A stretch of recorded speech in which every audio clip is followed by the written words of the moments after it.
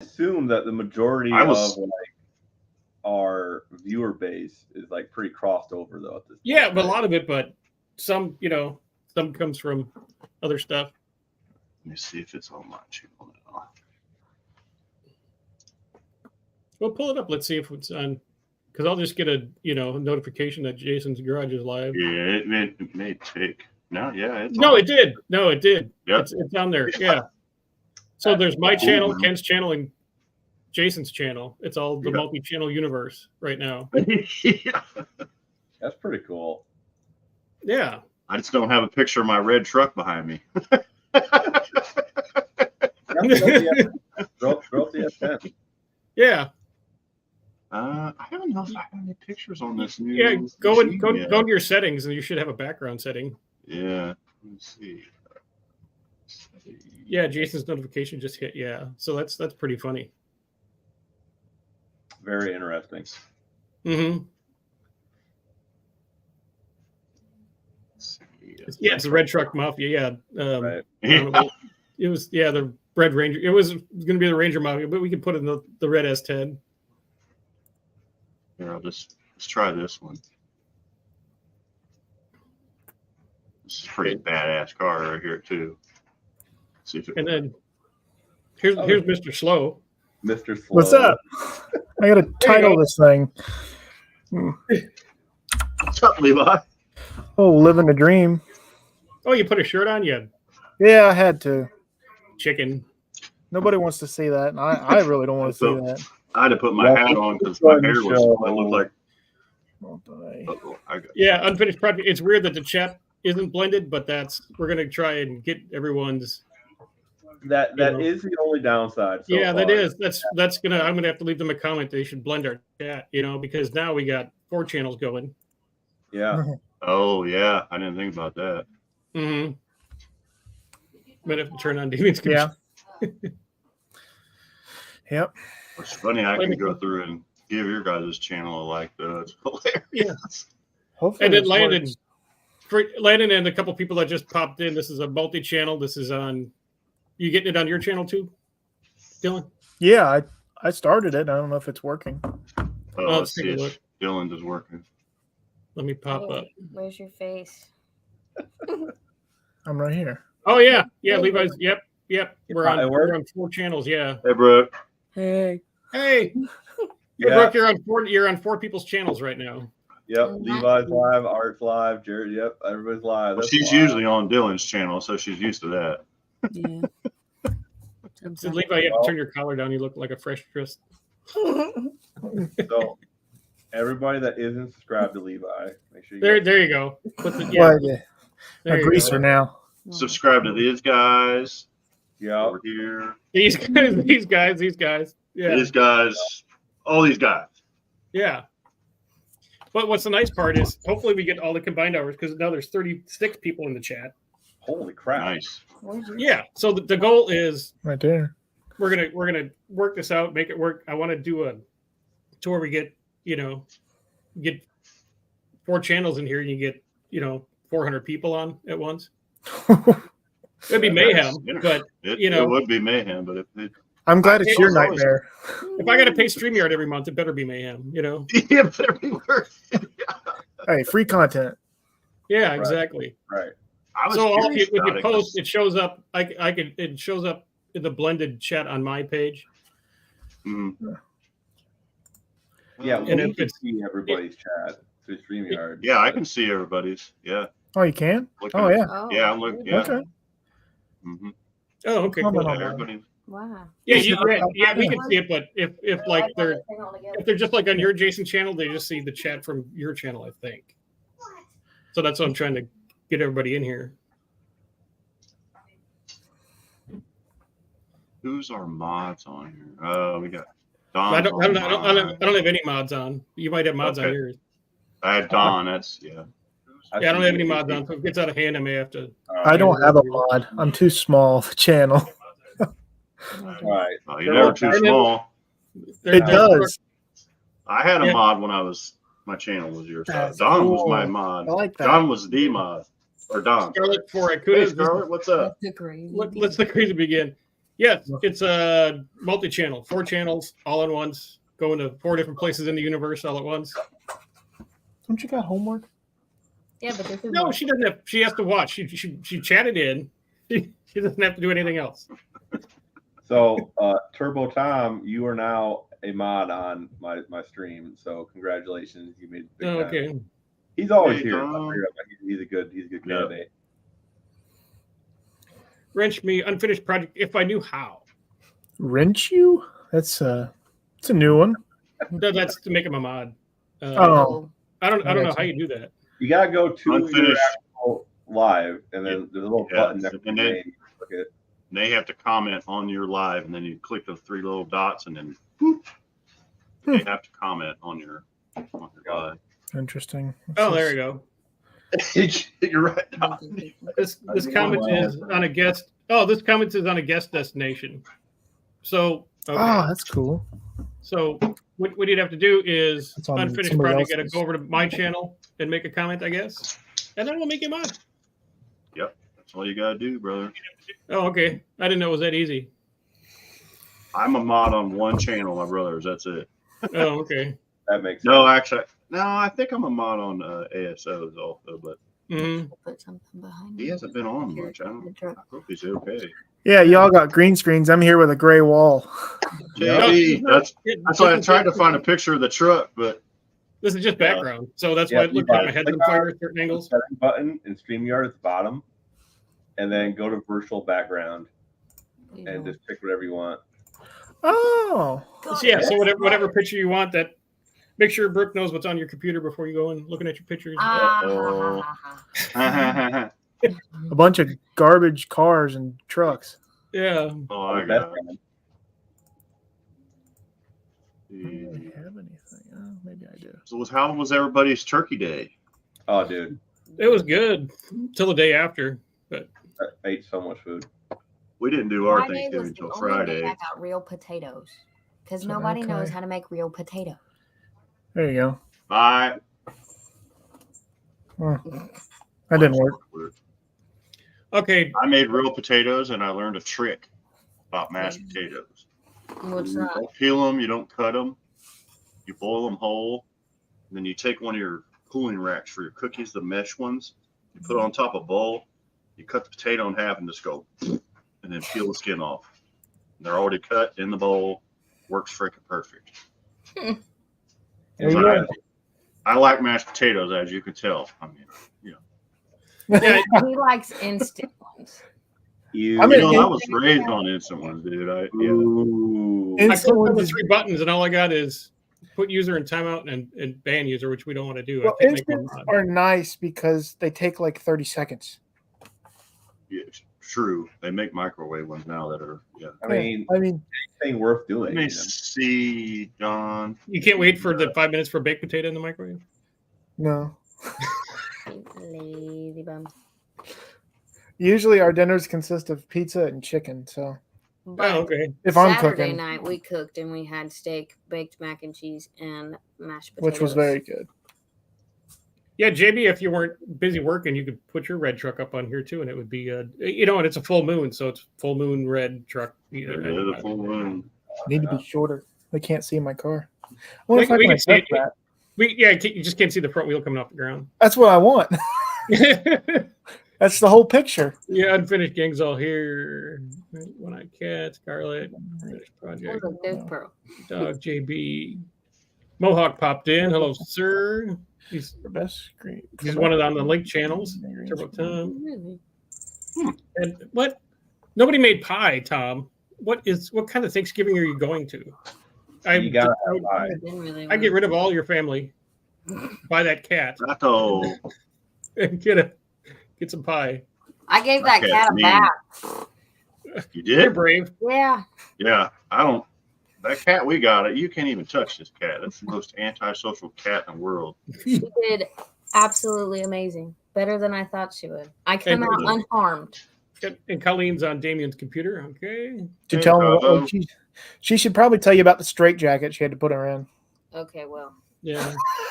I had a straitjacket on her. However, she come right out of it.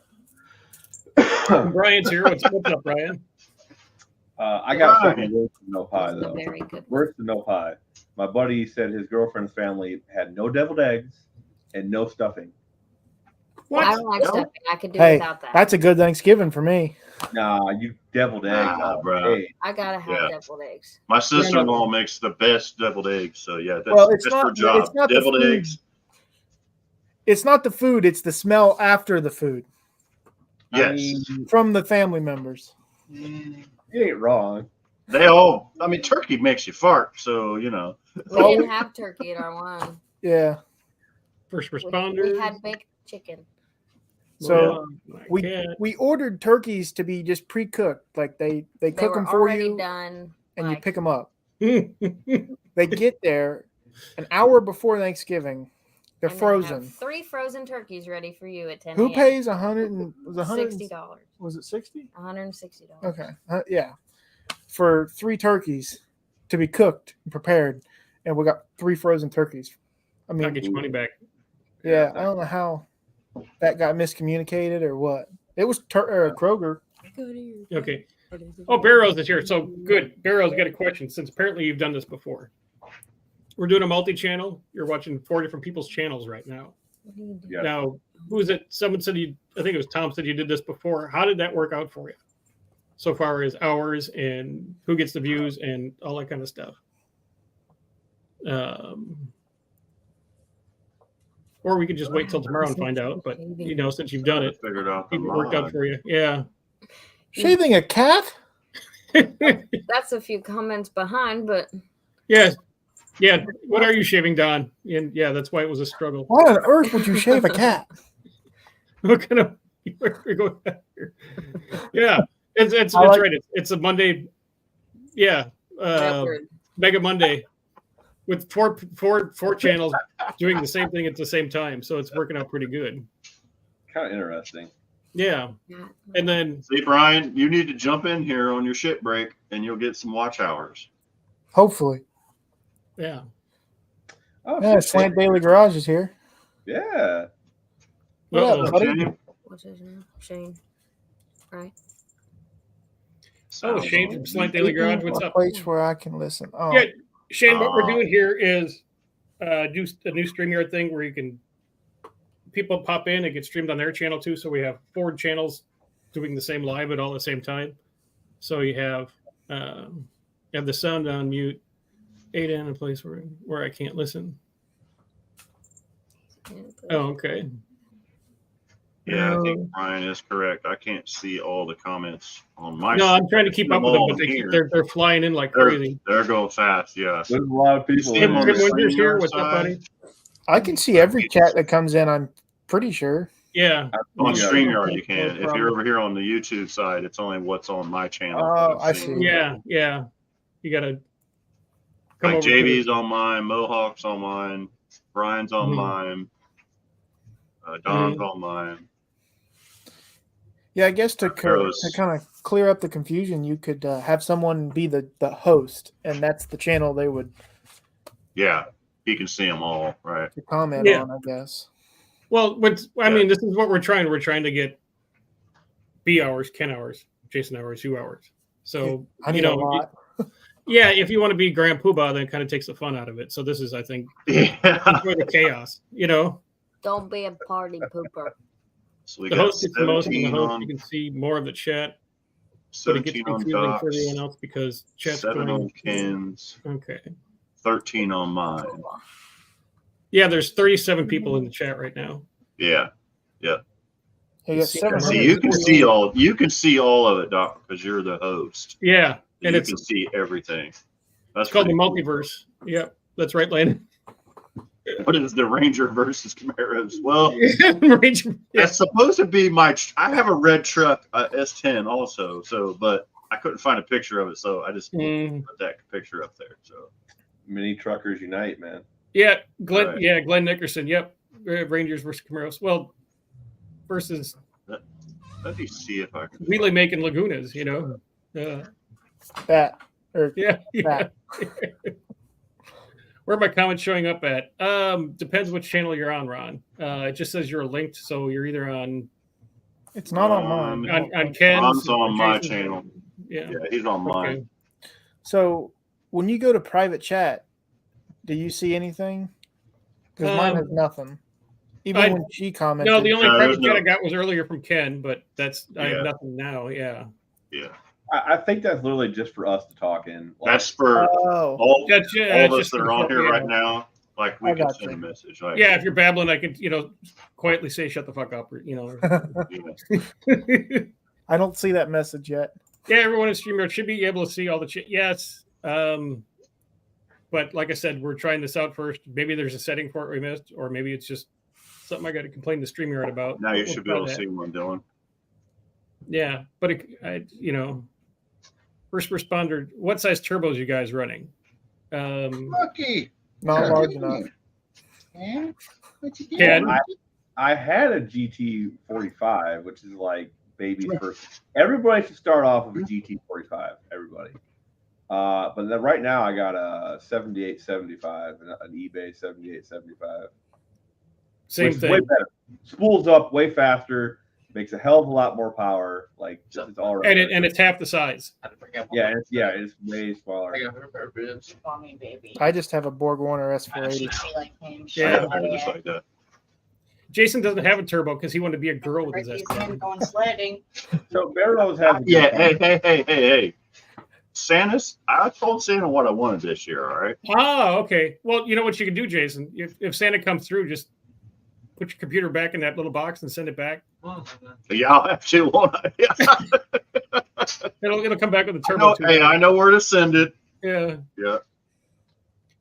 Jason. Yeah, I was okay. actually looking at Like it. Jason is getting all the watch hours for everyone, but that's on his side, and Doc is getting them for everyone's combined. Well, Oh, is that what it is? Okay. I don't know. I don't know either. So I have No. 12. There's 36 in total. And Ken's got 8. So yeah. So you I can think see the Dr. Friend, total. the crawler misled you about the front diff. He used a high point Dana 44, then flipped it upside down. So whoever needs the most hours, how many is Dylan get? What? I don't know. Who has the most? Whoever needs the most hours needs to be the host. Pretty much is what we're getting. Well, at. but to be the host, you need to pay up StreamYard. Yeah. Oh, I'm not going to do that because I'm a cheap ass. So Well, I am too. That's why I'm experimenting with this for a month and see, yeah, right. see if it's worth See it. if it's worth it or not. But it's a lot of fun. So No, Uh, It is. It is. yeah, You can have like 10 in there, can't you? when yeah. you I can have 10 people in there. Let me drop that back in there. I can only have like 3 people sponsor their channel, but I can have 10 people in the chat. I just Okay, like gotcha. that they dropped it to 3,000 instead of 4,000. Yeah, Oh, they did drop it. Nice. Yeah. Good. yeah. Only the host can highlight the chat though. Yeah. I remember when you used to have 1,000 subscribers before you could go live. That was my. Yeah. Before you could even do a posting or anything. Yeah, we were in jail. With it. Yeah, Now it's like what 50. Yeah. Something. Yeah. yeah. Show up and post a short. Hey, you're monetized. Yeah. Hey, yeah, good. Yeah. Shane says, "What's up, Hell Garage?" So, Ken, you're being quiet. Am I? Yes, you're being quiet. Get some Mountain Dew in you, and Well, I mean, I don't know. We can talk about Jason and Levi. Oh, what's happening. Hey, Hey, what's going on, man? Howdy, everybody. Good. How And this how is you doing, sir? yeah. And what we're doing, Tony upgraded StreamYard, so it's being broadcast on my channel, Ken's channel, Jason's channel, and Dylan's Oh, channel. wow. Well, And then- hi, everybody on everybody else's channel. And then Yeah. from yesterday, Tony, when Ari was talking about the guy who put the LS head on the 300, that's Ken in the middle up there. hi.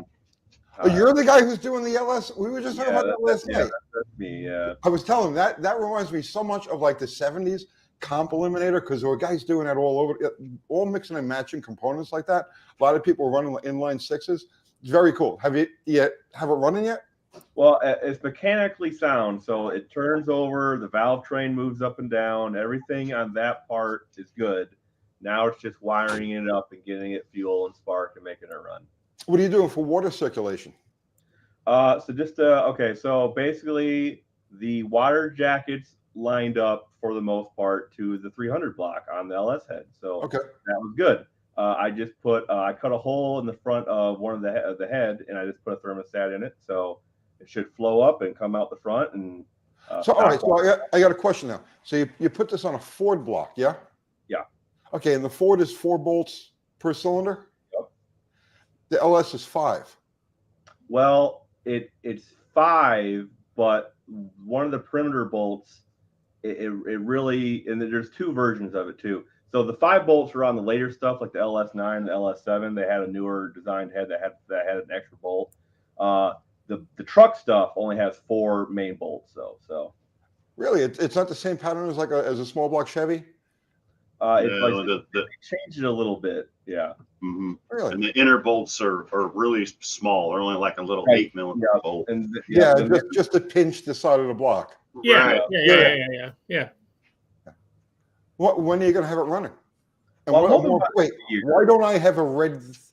Ged, keep talking. Yeah, why don't you have a red car in the background? Yeah, we have to have a red car behind us for some reason. or Preferably, it's a red Ford Ranger, but we don't. You know, Let me see if I can draw. you get a red something car more. wagon or something. Yeah, Yeah, I got a red pencil. you get. You get your crayons out. I'm going to draw a car. You got the It's Sharpie. not and going to be a good car. Oh shit, this thing's barely working. Okay. And how many? Wow. 10. This is terrible, guys. I came completely unprepared tonight. well, mine was supposed to be a red truck like everybody else's, but I didn't have a picture of the red truck, so I just found this picture on like my Facebook or stuff that popped it up there. Oh, that's the one I got. Perfect. Nice. Yeah. Scribbly, I but like it. at least I can belong now. Sorry. Yeah. Well, you could. Yeah, Kathy's there. She could hold it up behind you. Yeah, Cat. She can draw much It's like, I better. don't have time for that crap. I'm sorry. So what is it going in? Well, I have it's an '84 Fox body Okay. that I was considering putting it in. Yeah, Nice. I thought that would only be fair. You know, Ford and Ford, right? Well, they came with inline 6s, didn't they? They did. They had 79, the 80. smaller one, yeah. Yeah.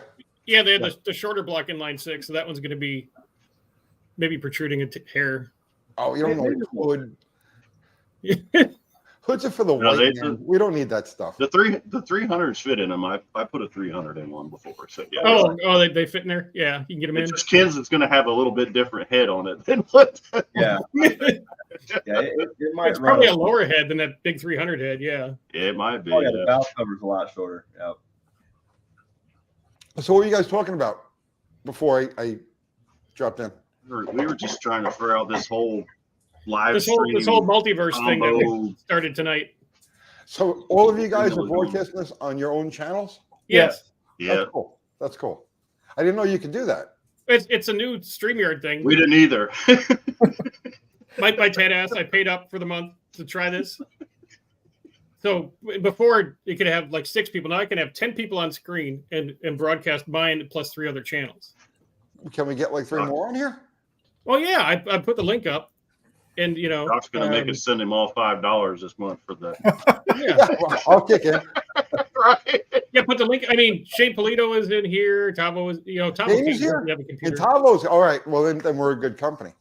Well, Yeah. why didn't Shane get on here? Shane, come on here, Shane. I think he said he was He was somewhere where he couldn't. Yeah, he had to. Yeah. Yeah, he couldn't hear it. What about Kiwi? I haven't seen Kiwi. I've seen him. Was Kiwi in here? I don't think so. See, there's the link, folks. So you're the guy who's doing the inline LS. That's cool. And I'm sorry, but I don't know who you guys are. Well, Jason from Jason's Garage. He's Jason's Garage. a buddy of mine. He's building a LSS 10 that I programmed his computer for. Okay. And then We made it. Doc made we switched it to carburetor, but he made the factory fuel injection ECM run the engine without the carburetor. So it's pretty interesting. Is that your 69 behind you? No. Oh. It's That's beautiful. just a picture I put up there. I'm not artistic like you. Oh, like mine. That's really bad. And this It's is usually Dylan. like I have like an old Yep. garage background in here, but I usually have a. I probably should just. All right, Dylan. Tell them about your build, man. Yeah, Wait. Dylan's is cool. You're Yeah, Dylan, Mr. Slow? Yeah, Mr. Slow. Is that your car? Yeah, That's bitching. That's beautiful. thank you. What is it? It's a I'm just letting you know. 1975 Laguna, Chevy Yeah. Laguna. That pulls the wheels, and it's how much weight? It's 4,000. Yeah, I was gonna say the doors on that car weigh more than like. It's My got truck power does, windows. yeah. It would have had power locks, but I decided not to. What's in it? It's a LS 5.3. Stock. Turbocharged or Yeah, it's got a S480 on it from Okay. Ford Warner. that's bitching, man. That's nice. She leaves like that every time. When I put the weight in the right spot, it's still stock suspension. So without the weight, it doesn't do that. But What kind of 60s are you getting out of it? we've been down into the 1.4s. You're kidding. With the stock suspension? Yeah. You didn't drop the upper arms at all? Nope. Oh wow, Yeah, it's nasty. that's drastic. For a that's, heavy really, car. that's really impressive. Meat girl. Hopefully this winter with the motor I'm building now, I'd like to be in the 8s. Nice. Now the track that he runs at, the starting line is nasty. Like That's You'll Edgewater take your there. shoes Yeah. yeah, that's Cincinnati. That's bad. Yeah, but They- think about what's in that picture now, right? Because it has literally a backward suspension, and Yes. look at how it's working. So that's like a ridiculous amount of power, and you're laying it in exactly perfectly because that's if you asked me if that was possible, I would have said no. No, seriously. And it's a tank too. I know those rear suspensions. I worked with those back in the 80s and shit. So I Mhm. know the difficulty involved in that. The only thing it doesn't have stock is we got double adjustable coilovers on the rear Okay, just to help. nice deal. So, what else is going on? What else? We were just, I don't know. Yeah. Before I was just trying to keep up with all the people coming in the chat, and because We were just not everyone boggled can with see all everyone the- else's chat Yeah. because it's all divided into four Yeah. different channels. So I was keeping up with, Oh, okay. I got the chat now. yeah, with all the chat because everyone from all the four channels they all come on to my Okay. onto the StreamYard screen. So I'm just making sure that everybody that's popping in is getting their names up and stuff like that, and questions and comments and Oh yeah, okay. So we Yeah. can arrows. Cloud9, yeah. yeah. I was gonna say he got starstruck. He got real quiet when Tony popped in. You got all googly eyed. No, I was reading that. What happened? we're in the room, or I say in the live stream with someone that's got way more subscribers than I do. Who's that? got way more subscribers than all of us put together. So Yeah, probably. Probably. But I started right where you guys are, so just give it a couple of years Exactly, and you'll be where I am. I mean, yeah. And Landon popped in. what's happening, man? Nice T-bird. Only it's not red. Yeah, Hey, can you Yeah, put I a took- red I car took the red behind you car. so that yeah, tint it red for the background. Yeah. We broke the red car curse. I took it down. my, Oh, okay. I got Mine's my technically children orange, drawing so I don't know Mr. if that Turtle on the counts. back of a matchbook. You know? Mm. One eye cat. I ran the 5-barrel road toad 60, giving it a fresh motor and 8 barrels for the No Name Nationals 24. What did it go? How did it run with that 5? Have you guys seen the setup he has? Yeah, Yeah. the 4 barrel with the 1 barrel in the back. Yeah. Yeah, it's So crazy. cool. So But, I cool. mean, there's no reason why it wouldn't work. It works well. Yeah. He's getting a transmission built by Cope too, right? Yeah. Yes. He is. Yeah. John and John. Yeah. That should be a mean machine then. I have that same intake manifold on my 68 that's in the garage, and that engine was, and you look at that intake manifold, and it's a tragedy. You know what I mean? It's just like it's super low. It has like no real plenum. It has dividers and shit like that. And I had that engine, and my friend had a tube chassis Daytona, and he ran it up at the Mopar Nationals up in Columbus, and went a 1077 with it, just like, and it was like, it's impossible that engine with that intake manifold would go that quick, but it did. One eye cat, he ran a 1001 8th but with traction issues was the problem. He doesn't have a whole lot of tire on the back, and that track was not prepped from what I was told. So Yeah, we were only getting Yeah, as they much were money having- out of it. They were having issues for sure. Yeah. with Does it- having issues, Dad. Nobody put any damn glue down. Yeah. That was with Sykeston. Yeah. Sykeston, yeah. Yes. That's a nice track. That's a nice track. Very nice. You got to back up into the water. Yeah. Yeah. Yeah, Yes. It's like old school. really old school. Yeah, we were just when you popped in, we're all talking. We were just I found a picture of my truck. talking about. Actually, we were talking about Thanksgiving pie, and some people didn't even have pie. Can you imagine? Oh, geez. Crazy. He made so Dr. R came to my place for Thanksgiving. He bought these pastries that he made. This guy makes like incredible pastries. What?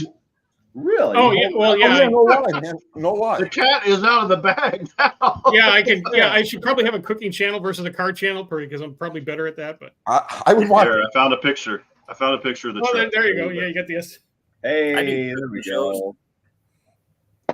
I don't think I got her. I got my red truck. I don't know if I have a picture.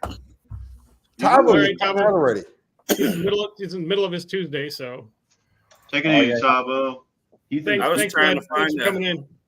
Opal GT. Can you send us the picture. winning lottery numbers for tomorrow? Yeah, since it's started by you, yeah. That would be much appreciated. From my brothers from down under. And Tom took he had his Model T there. Model T, yeah, that was cool. Like a Model T, or Yeah, like a yeah, like Sunbus? Yes. 4-cylinder stock. Yeah. Yeah, It was like it was his grandpa or his great grandpa yeah, bought it, right? grandpa, right? Yeah. I had a friend, Jim Bennett. He died last year, and he had a Model T, and we were going to do a drag test on a dead stock Model T. It was like the tracks hadn't opened yet, and so he didn't make it to where the season started. But that was our plan: was to take a bone stock Model T over to Buffalo, and make some laps with it. Tom ran his. I don't remember what Yeah. I ran. But What did it run again? Was it a 17-second eighth? Is that what it was? Yeah, that's probably about 17, 18 Yeah. seconds. Glenn wants me to write free cookies on my truck. But yeah, Dr. Art is like an incredible. He makes incredible pastries.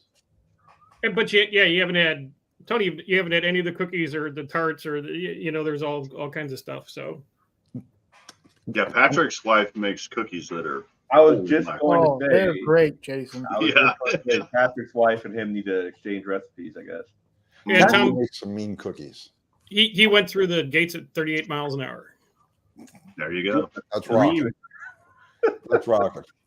That's like I mean, what that engine make like 27 horsepower or something? Yeah, and it's 5-to-1 compression. Yeah, there's 4 cylinders. yeah, exactly.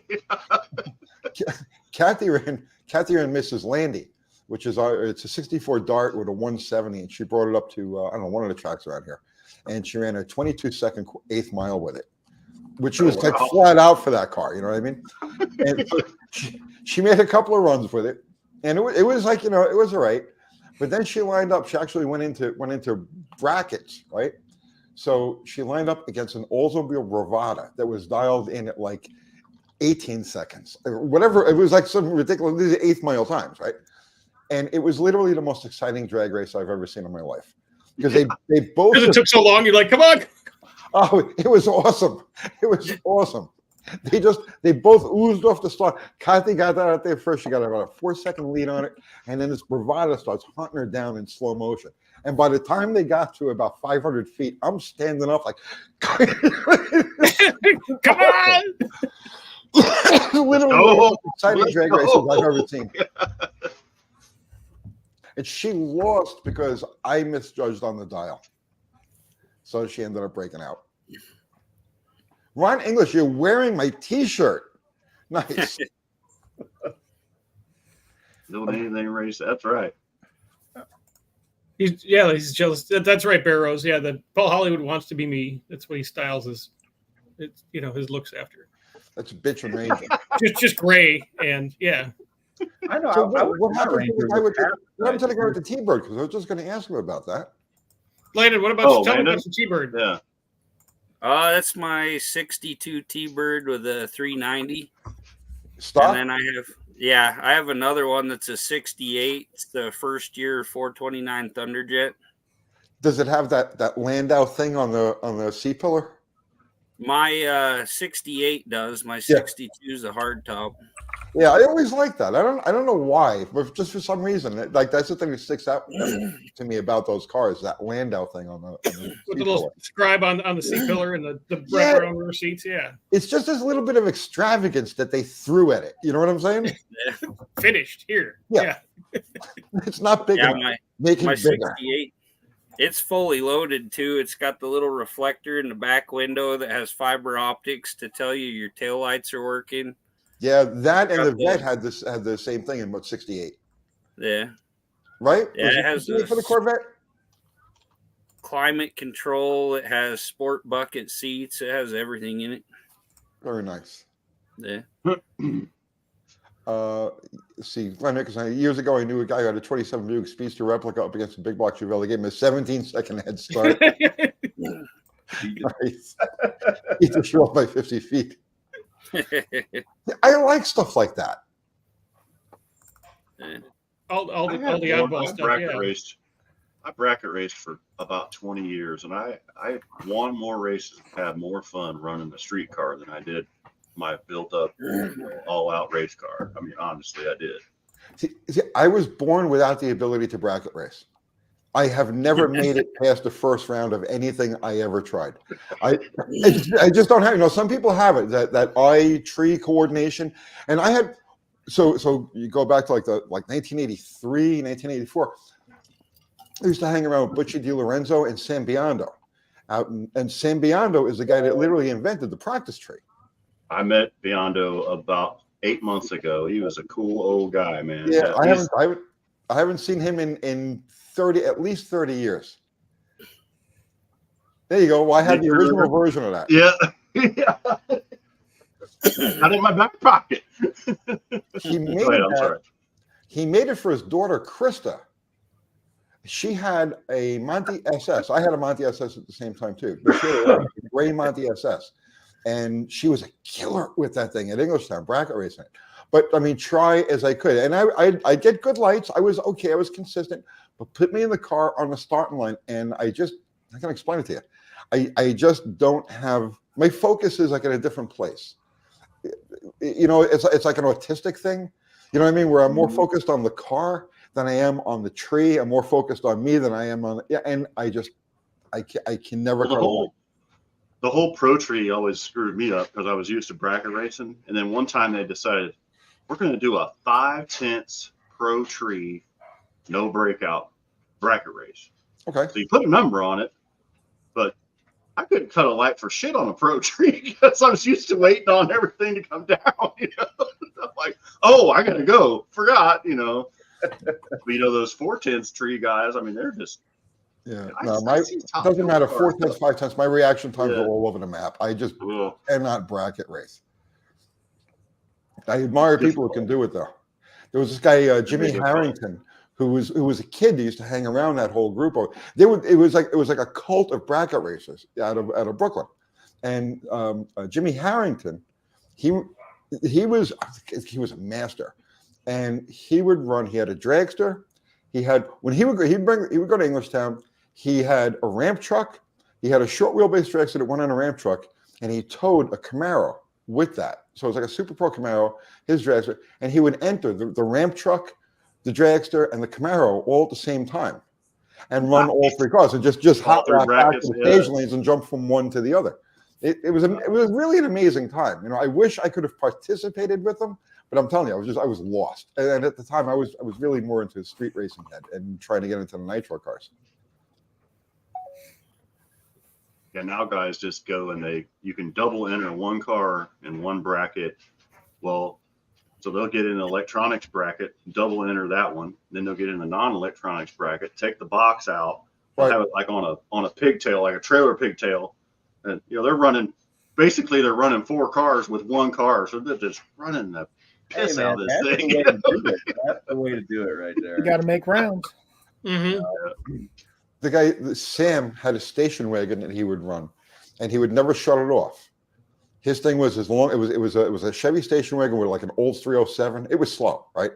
But it was his bracket car, and he would get to the track and never shut it off. It just sat there and idled, so that it would always be consistent. It was never going to be too hot, too cold. It was just always. So he'd show up, and for as long as he was there, the car was sitting there idling, and She was running. she was running. Nice. I mean, it makes sense. To be Oh, consistent, Every yeah, Oldsmobile especially engine I ever had. when the weather changes. Yeah, the engine Mhm. temperature never changes. Oh, Who do we got here? I hope that one day I can own an actual race car. We'll see. Everything is an actual race car if you want. every to. car you have is a race Yeah. car. Literally. I mean, yeah, but I'm like a dedicated, not just something I can hop in and It's not as much fun as street cars. Well, it's easy. Just take the license plate off. there you go. And now you have a dedicated race car. Honestly, Oh, I the gotta go. slower cars are a lot more fun. Later, you're gonna top out. See you Yeah, I later. gotta go start my stream here in a few. All right, Take it bud. easy, Landon. We'll All see right. you over there, bud. Nice meeting you, later. Have a good night. Yeah, take Is he's Barrow's cousin, isn't he, Landon? Or am I mixed up? Something like that. Yeah. Yeah, they're related or neighbors or something. Yeah. I look, Mhm. I look pale, like I have no blood or any. I think it's just light. Well, That's I'm in Been the drinking too much office, and coffee. it's Yellow wall, so I get this orange glow, like I'm, You got the Been out in Trump the sun thing too going long. on real hard, yeah. Doc's got the spray on tan, and Yeah. Tony's got the Skeletor look. It's all good. now I'm kind of gray. I don't really care. All right. Gotta get the. Oh no, that's too much light. Yeah. Is that too much light? No, I was messing with mine, Tony. It's fine. Yeah. You would think I do this shit for a living. I would have an actual setup. Right? You would think. It goes to show you, yeah, Well, you don't, yeah. So the problem is you get the ultimate setup, and then like my computer crashed, and it came with a new camera, and I knew this and knew that, and then it's like I don't know what the hell I'm doing now. It's going to take me weeks to figure out how everything works again. Yeah. See, I that's why I have Kathy. See, I do nothing. I look at the camera, I talk, and then I'm done. And she does everything else. I couldn't. Yeah. I've watched her. Yeah, I'm serious. Like there are certain things. I'm autistic, so there are certain things I just cannot absorb. So like the editing. Like so, she edits every video. So I'll run to the shop. I'll shoot a video. I'll come back. I'll hand it to her. She'll put it up, put it in there, and she'll edit it. She'll take because I stutter a lot, so she'll take out the stuttering. I'll misspeak. She'll take all of that stuff out. We should run an unedited video sometime. Well, yeah, I come an hour to get 5 minutes of me not cussing and stuttering and saying yelp. 3 Yeah. days of Uncle Tony. You get a sentence out, right? So she cleans up all of that stuff. But I've watched her do this now. Like I mean, we've done like 1,400 videos altogether, and I've watched her do this every single video, and I still don't know how to operate it. The whole editing program that she uses, Premiere Pro or whatever it is. Anytime I touch it, the screen goes blank, the computer crashes. And I'm not making this up. I mean, seriously, anytime I touch it, it's just a disaster. So I just. Oh, I remember when you and Dallas would do lives, and you guys would like fucking bump the table or something, and the whole damn thing would just crash. Dude, I mean, I've had the same problems. I'm not saying that it's a jinx, but yeah. I am still using that same camera at the shop, right? So I have a laptop at the shop, and I've got that. Wait, that's the camera I'm using right now because you see, I'm a professional. Don't fucking bump it. You would think I would have good equipment.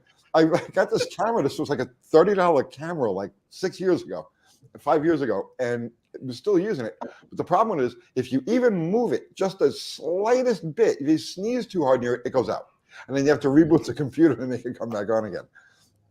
So I had major issues the last few months where That one does the same thing. we'd be doing a live, and then all of a sudden my camera would shut off, and then my mic would shut off, and then I couldn't do anything with the stream. It was just running.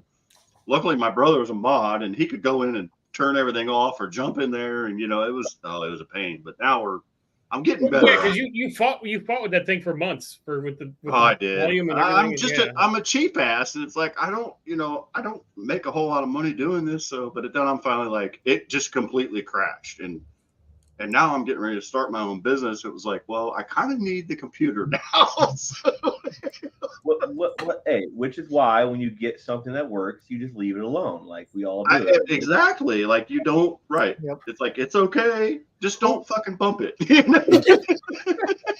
Wait, who is curling a slant six? Oh, I didn't see it. Sorry. So yeah, so there was a comment on there. I don't know who brought it up.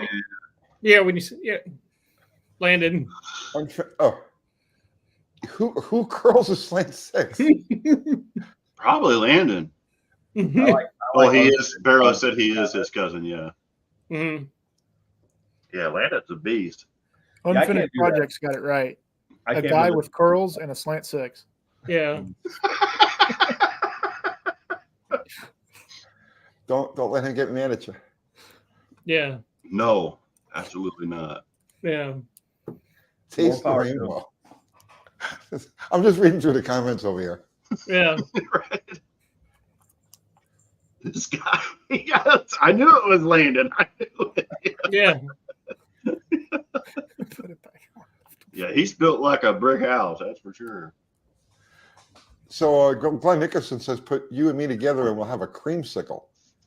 Yeah, that's With the that's orange. not really With the gay. orange. Just a little bit. It's just a little, Not that I have anything against that. I mean, it's something He's like talking that. about. Like, He's talking about. that way, He's right? talking But- about. He's talking about Art spraying on orange glow. He's got Yeah. going on over there. Oh, it's some kind of that is what he looks like. It looks like you got that spray on. The yeah, spray yeah. can. I got the Trump glow. He's That getting ready to go to sexy prom. look He's for you, getting bro. all primped up. Very sexy, and I mean that in a completely non-homo way. No homo. No homo. I even look at an engine roll and my back hurts. Like I don't know how these guys are doing. Yeah, I'm the same way, He dude. went to the eye pull to get a slant six for his dart. They didn't have it all And I know loaded. all us old guys back in the day, we did that. Like we picked transmissions up on our. And Oh, I know yeah, I did yeah. land under it. Like, no fucking way. Now I just call my kid like, hey, Hunter, Yeah. come on, help me put this on the track. The damage we did to ourselves back in the day. The thing is, like, you young whippersnappers don't understand Killing how exotic things like floor jacks are, because like Right. back in the day, right? There was Oh, he had a a bumper jack, a scissors jack. Fucking bumper jack. No, Actually, Dylan's car might actually had a bumper jack. yeah, 'Cause no it was lie, a right? 70 Yeah. Back then, there was no Harbor Freight. You couldn't go to Mm-mm. Sears and buy even a floor jack was something that was hardcore equipment. I remember my first floor jack when I had my first shop. I was 20, and I inherited a floor jack with the shop, and I was like, I have made it. This is it. I'm a professional. I got a floor jack. Jack stands. What the hell is that? Yeah. We had A tire, Yeah, maybe. freaking Yeah. to ramps. keep killing yourself. Yeah. I'll freaking spend ramps thousands and a on tools bottle jack. But we, before I break my back. because of our Everybody lack had of to have that equipment, one we tree did in the stuff that was backyard just that had that ridiculous. branch. That's right.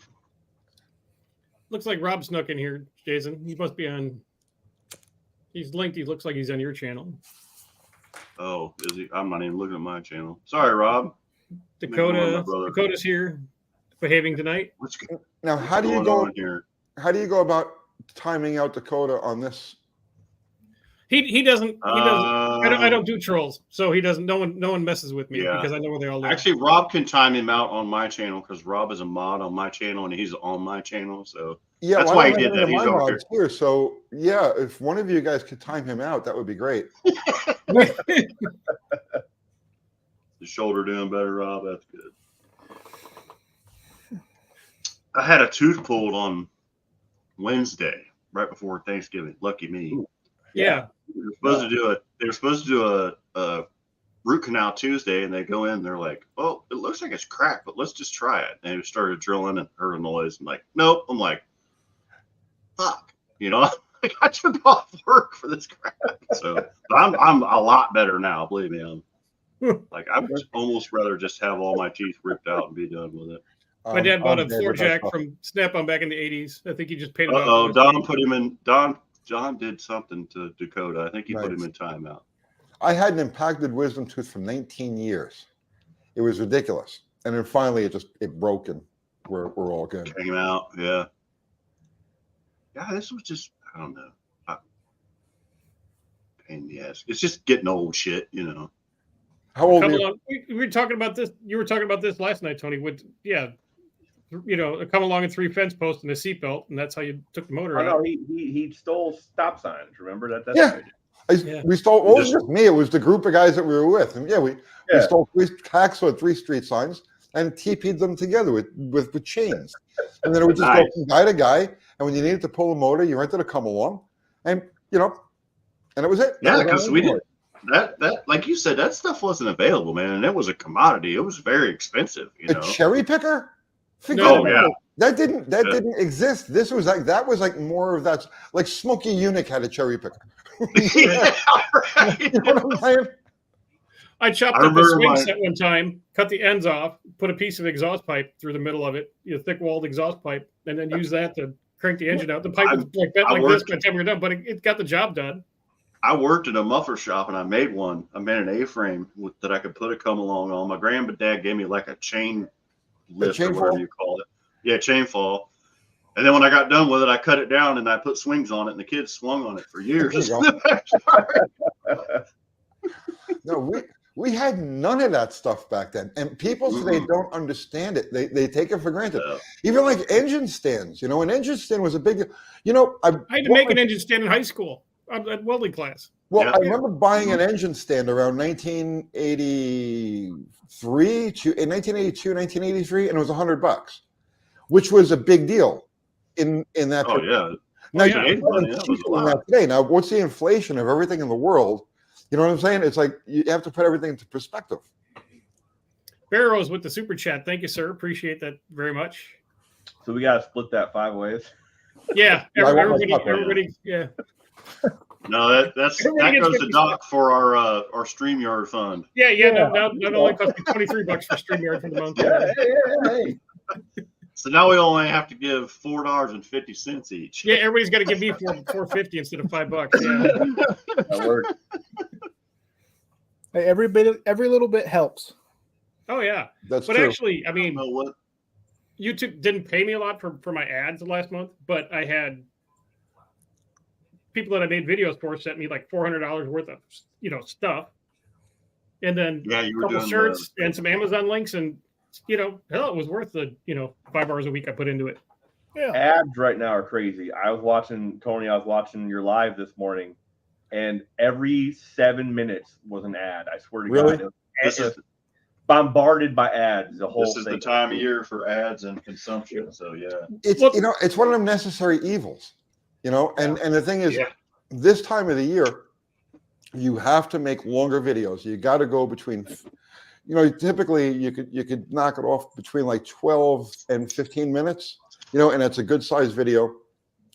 You get to this time of the year, you got to squeeze it out to 20 minutes to get those extra ads in there because the CPM is off. the chain. Is off the chain until January 1st. Is that what you taught me? Yeah. And then it just Yeah, plummets. yeah. So you got to make all your money now, November and December, and then like just really go away.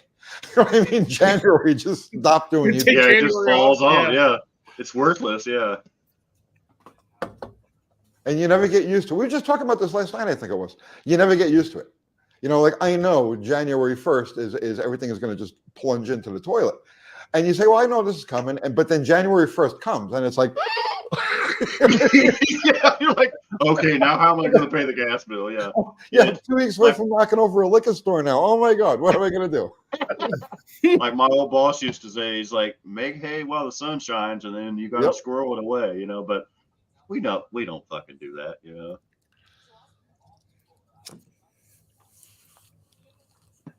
Reading comments, sorry. There's a lot of But them. anyway, this is cool, man. I'm glad we figured out. Well, I'm not saying we. I'm glad Doc and Ken figured out how to do this because this is pretty cool. Like we What a could get, job they've done. yeah. Yeah, I'm Well, just glad- that's what I was saying. I was saying, Tony, earlier before you got on, I can remember we had to have 1,000 subscribers to be able to go live, and it was literally just us talking to the screen, just to have a live, yeah. Not hoping to get that somebody paid, would just to have a live, comment, you know, like crazy. Yeah, the 1,000 subs to get you live and then 4,000 hours of watch time to get monetized. Hmm. yeah. Mhm. Yep. That seemed like it took forever. I mean, that was like It did take did. forever. That's why I started doing lives, just to get hours, because that's Me what and- I was taught by other people. Get Me and your Joe are hours still in. working on it, aren't we, buddy? Oh No. yeah. now back then the lives didn't count towards watch hours. No, they didn't. So But yeah, they you still have changed that. They changed that. They counted the lives, but didn't count your shorts when they came up with their shorts. to- okay. I'm 2,252 away. 2,252 of what? Watch hours. Let's see, where is So you're at 1,800 watch hours. 748. Oh, 748. Oh, okay. Oh man. Oh my Oh, I don't get a lot of reach on my community channel, but I'll share one or two of your videos on my community tomorrow, and maybe that'll get you some. It probably not going to be a lot. I don't get a lot of reach on the. I don't know why. It doesn't make any sense. I appreciate anything. Yeah, I'll do what I can for you. Mhm. We only got Yeah, 800 more. Dylan, the- we're getting you, buddy. really, like you said, they don't seem to do well yet. And it's funny because, you know, Google wants to become like Elon or X. Facebook, you know. Yeah, X, yeah, and Yeah. Zuckerberg, you know, Meta. but they're not really giving us anything for posts. Like they're not, you know, Right. They don't. They Not don't today. help. Yeah. right, not to the big deal, but I think it does help when we push out other people's channels like, hey, Mhm. check this cat out, you know, and then they'll, Well, I they'll had go to a, that. I had a lot of people. I had a lot of people help me in the first year and a half and stuff like that. So, Mhm. You know, a rising tide raises all boats. The Right. thing is, you guys now are in a tougher environment than like I had, and even that was a tough environment. But when I started doing YouTube, there was still kind of a viable magazine business. So you had a lot of magazine writers and people who were freelance, and that's how they kept going, right? Or at least Mhm. kept their fingers in the business. When the magazine industry like completely evaporated, everybody poured over the YouTube. Yeah, they're over into here now. Yeah. Right. So you guys are up against you're up Mhm. against a lot. You're up against a lot. It's Well, definitely yeah, I mean, harder look at- today. look Richard at Holker. look at Roadkill. That's what I mean. Hot Rod Magazine looking for money. You know. Yeah. Let's put these goofy guys on television. You know. Yeah, Yeah. that's over. That's Yeah. It over. is over, but that's that's what we had to compete with. Oh, yeah. You know, Roadkill was several huge years ago. Yeah. on YouTube. I remember watching every episode of Roadkill. It was great. Like Well, as like entertainment, it was great. And Look, how many it people was do you know unique. had a Roadkill T-shirt? Everybody. Yeah.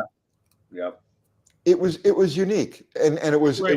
it was long form, right? Where Mhm. if you go back to the time, 2015, 2016, like that era, like when Roadkill was at its peak, it was the Mhm. only long form automotive content out there.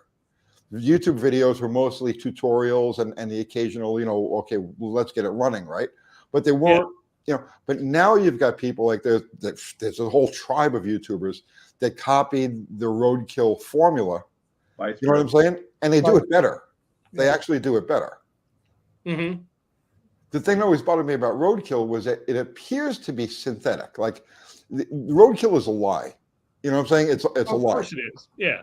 They went out there, they had budget, they had full crew, they had sound people, they had, it looked like it was just the two of them, let's say in the middle of the desert or whatever. But But there's they had like chase vehicles. Yeah. a whole crew. There was like, and it was all paid for. So like they presented it as being something that was organic, but it was never organic. It was always corporate backed. Thank you, Colleen. I really appreciate that comment. That means a lot. Levi does work his ass off. I just want to put that out there. Yeah. Well, that car was proof of it. Yeah. And one cool thing about Levi, he's a young man, but he has an old soul. And I do admire that. How old are you, Levi? I'm 23. God bless you. Nice. Mhm. Nice. I do like seeing the younger generation get in the cars. Yeah. So few of them do, man. It's crazy. Him and my son are like, you'll get to meet my son next year at No Names, and you guys will be like peas and carrots. Like you're just both old souls, and you've taken on, like my son. I've been an auto mechanic my whole life, you know, and he's a young man. He's only 20. He's 22, but he's way farther advanced at 22 than I was at 22 as far as working on cars. Now, granted, he's been with his dad since he was like 4 years old working, but They said he has an old soul and he has the correct attitude, and I really admire that about you, Dave. I had my father to thank for that. Same as your son. Yeah. Mechanical. Pretty So- much his whole life. Levi, Glenn here, you said, yeah, you'll never understand, you know, going to the newsstand to get the new magazine. If, you know, because when you had like a Hot Rod or Carcraft and you were in school and you brought it with you, you were like, oh, let me look at it. Yeah, you were the coolest kid because you We had were the so newest component. stoked, man. We'd pass it around to our buddies, like, don't mess it up, you know, but just check this out, you know. Yep. Mhm. Warren Johnson's got this fucking big ass engine, you know. You're just, Yep. you're just I got so a bunch stoked of about my it. grandfather's collection of magazines Mhm. when he moved out. My dad has every issue of Hot Rod magazine inventoried in plastic covers in boxes in his basement. Like that's what I'll, you know, that's our Your inheritance. we're gonna get, you know. Yeah, that's our inheritance. That magazine cool. ruined me forever because as soon as you're able to afford it, what did you do? Chrome. Yeah. Because it was the late 80s, early 90s, which, it's chrome everything. Master Mhm. cylinder cover, fan shroud thing, and then valve covers, air cleaner, you know. Air shocks, jack the ass end up, you know. Yeah. And that was, you know, that was what was cool because, you know, there were no aluminum cylinder heads. There were no Oh, You know, no. Nothing like that. We had to work on ignition our own boxes. There junk. wasn't anything. Yeah. But see, You know? that's what was cool about Superstock, because Superstock always showed the cutting edge, futuristic, you know, pro stock stuff that was just like, or complementator stuff that was just like off the chain. That's the big thing that's missing today. You know what I'm saying? It's even on YouTube, like the stuff just isn't there the same way it was. I remember with the magazines. I was a kid. I was like 7, 8 years old, and I would do anything I could to make any money to go buy magazines. And there was the magazine store, it was a candy store, about a mile from my house. And like as soon as I got 50 cents together, I'd go run and buy whatever I get my hands on, whatever the latest magazine was. And in order, it was Drag Racing USA, which was my absolute favorite. Superstock, which was like always over my head, but it forced me to try to learn things. Carcraft, which was Drag Racing's It was Drag Racing's complete magazine in that period of time, and that was fantastic. Carcraft from 1967 to around 1973, when they went to the van thing, was off the chain. And then there was Popular Hot Rodding, which was a flat spot on the wheel, and I always regretted life when I got to the newsstand and the only thing to buy was Popular Hot Rodding. Because, you know There's what I'm one for talking you there, about? Tony. Yeah. You're all bummed, like, Yeah, right. I had to buy it because like, there's nothing left. I bought everything else. I don't even think I looked at the damn thing. I just bought it because I had to. like shit. All right, I'll take it. Yeah. Yeah. We used to go to we live in Ohio. We used to go to Spring Nationals when it was in Columbus, Ohio.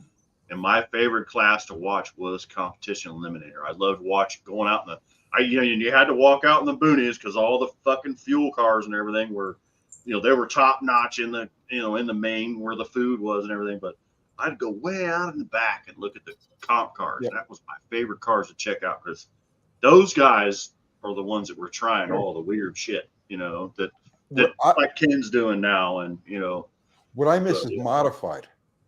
Because the NHRA killed modified like, oh God, like in the late 70s or maybe 1980 or 81. But modified was absolutely the best. That, like when you think about off the chain door slammers, you know what I mean? Stuff leaving it, you know, 12,000 RPM, you know, shifting second gear before the tree. It was amazing. And IHRA kept modified around until 1991 when was it? Oh, it was when Billy Meyer bought it. He killed modified. So that would be 1980. Actually, he robbed me. I got robbed of the IHRA I Pure Stock record with my Mustang because Billy Meyer bought it. So I ran back-to-back 1343s at 100 more miles an hour at ATCO, right? I had it. Billy Meyer bought the NHRA over that winter. So this was in like October, I ran those numbers. He bought the IHRA in December of that year and then canceled all of the sportsman classes. So it was just from that point on, it was just funny car, Top Fuel, Pro Stock, Pro Mod, and then bracket cars. So I got robbed of the, I got robbed of my chance at the record buck. That's dirty. Is Bader still on the IHRA now? I know he did for a while. Who? Bill Bader. He owns shit. Something by you. He owned Norwalk. Norwalk, yeah. Yeah.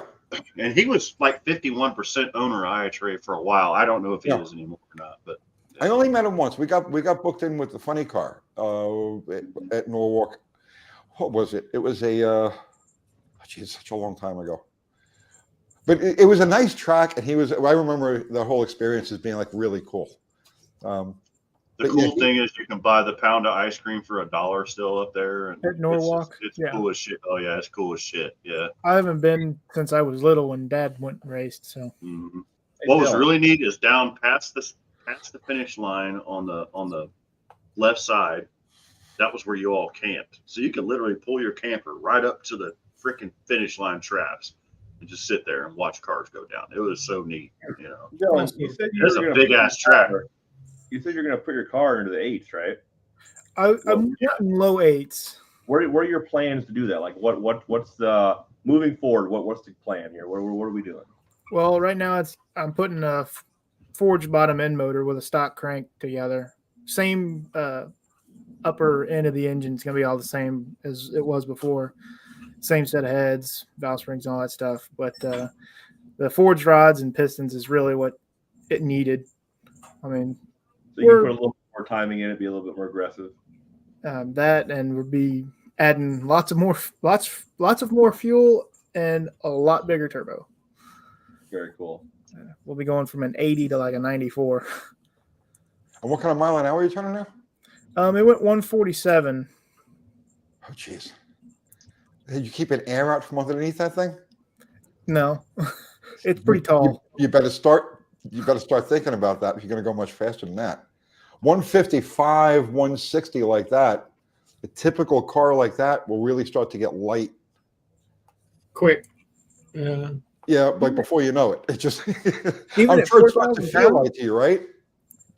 What's that? Does it start to feel light at around like It's a 1,000 tank. foot mark?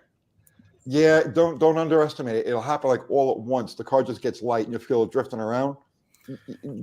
Put some kind of air dam under the front of it. Just break the airstream going under the front of the car.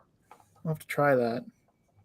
Like a little valence. If I didn't have the stock suspension in it now, the car would probably be in the 8s, but like I can't leave tried to on post any mine power. link, Doc, but it wouldn't let me do it. So I mean, I'll get it. Yeah. I'm really pretty much leaving on 300 or 400 horsepower, and then bringing the boost in just a little bit before the 60 foot. So I just can't believe you got that thing leaving like that with the stock with the It's trailing amazing. arms. Because I mean, you do realize the geometry is backwards.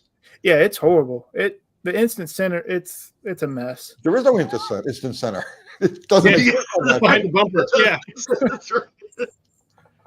Yeah, Levi, you're talented, man. You made that car do something it shouldn't be able to, man. Does it rise like a leaf spring car?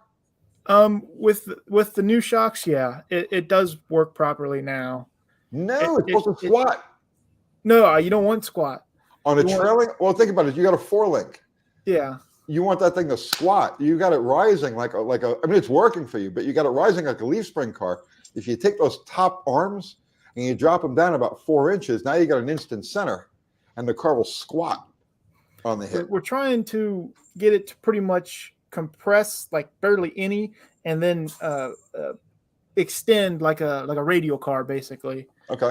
And then we've got the front almost controlled to where it doesn't even hit the full extension, which is basically what a radial car does. It brings the front end up, and then the rear slowly moves up, pushing the rear end down. It's a weird. I don't like. I'm not very smart on the whole conversation of that, but How much dropout do you have with the front wheel? I think it's like 6 inches. Okay, it's a lot of travel. It needs a little bit more, so I bought second gen Camaro tubular control arms, which are going on it this winter, which I was told from some people that have had these cars that did like lowering jobs and stuff that they work. So I'm going to do like a long travel front end setup on it to try and get some more out of it. And then we'll also have double adjustable coilovers on the front so that I can have more control. Over the winter, right? Just look into what I'm telling you about the upper control arms, because that's the whole thing with those cars. I don't want to interrupt, but we are actually cutting the whole 4-link system out and putting in something that's adjustable. Oh, okay. It'll still be triangulated 4-link, but it'll just be more adjustable. But you can make that one adjustable. What's already not in there. this one. The stock trailing arms. No, I'm telling you, you can. Oh, I see what you're saying. Yeah, that was old trick back in the days, because the way GM set that suspension up, okay, the control arms, right, or the trailing arms, is they're facing away from each other. Yep. Right. The lower arm is facing up a little bit, like it would normally be on a 4-link, but then your upper arm is facing up also. And so that's why when you put power to it too aggressively, it wants to pop the rear end off the ground.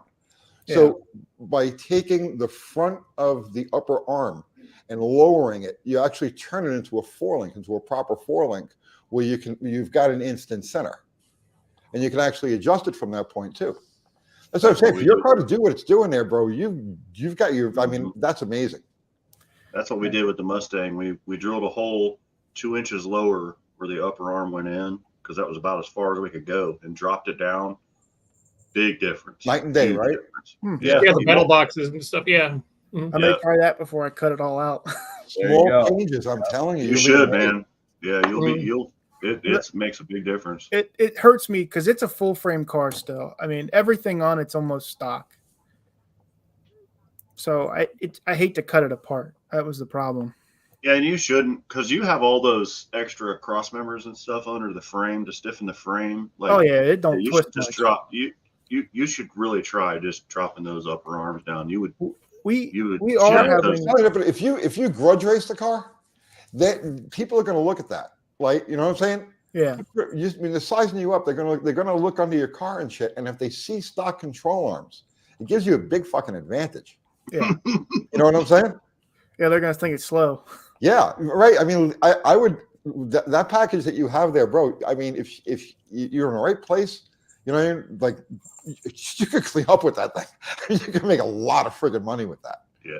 The Mustang with with an NA 351 Windsor 60 footed like 135 when I dropped those arms down. Just that much. It was insane. Did it squat at that point? It did squat, yeah.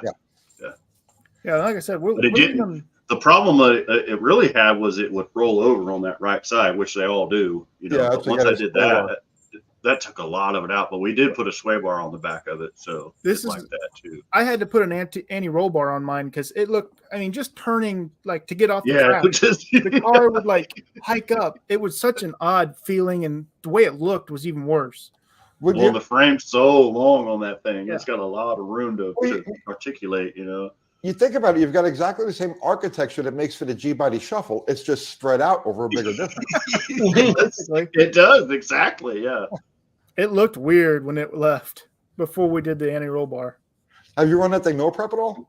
Yes. It actually went one of its fastest passes on a no prep surface.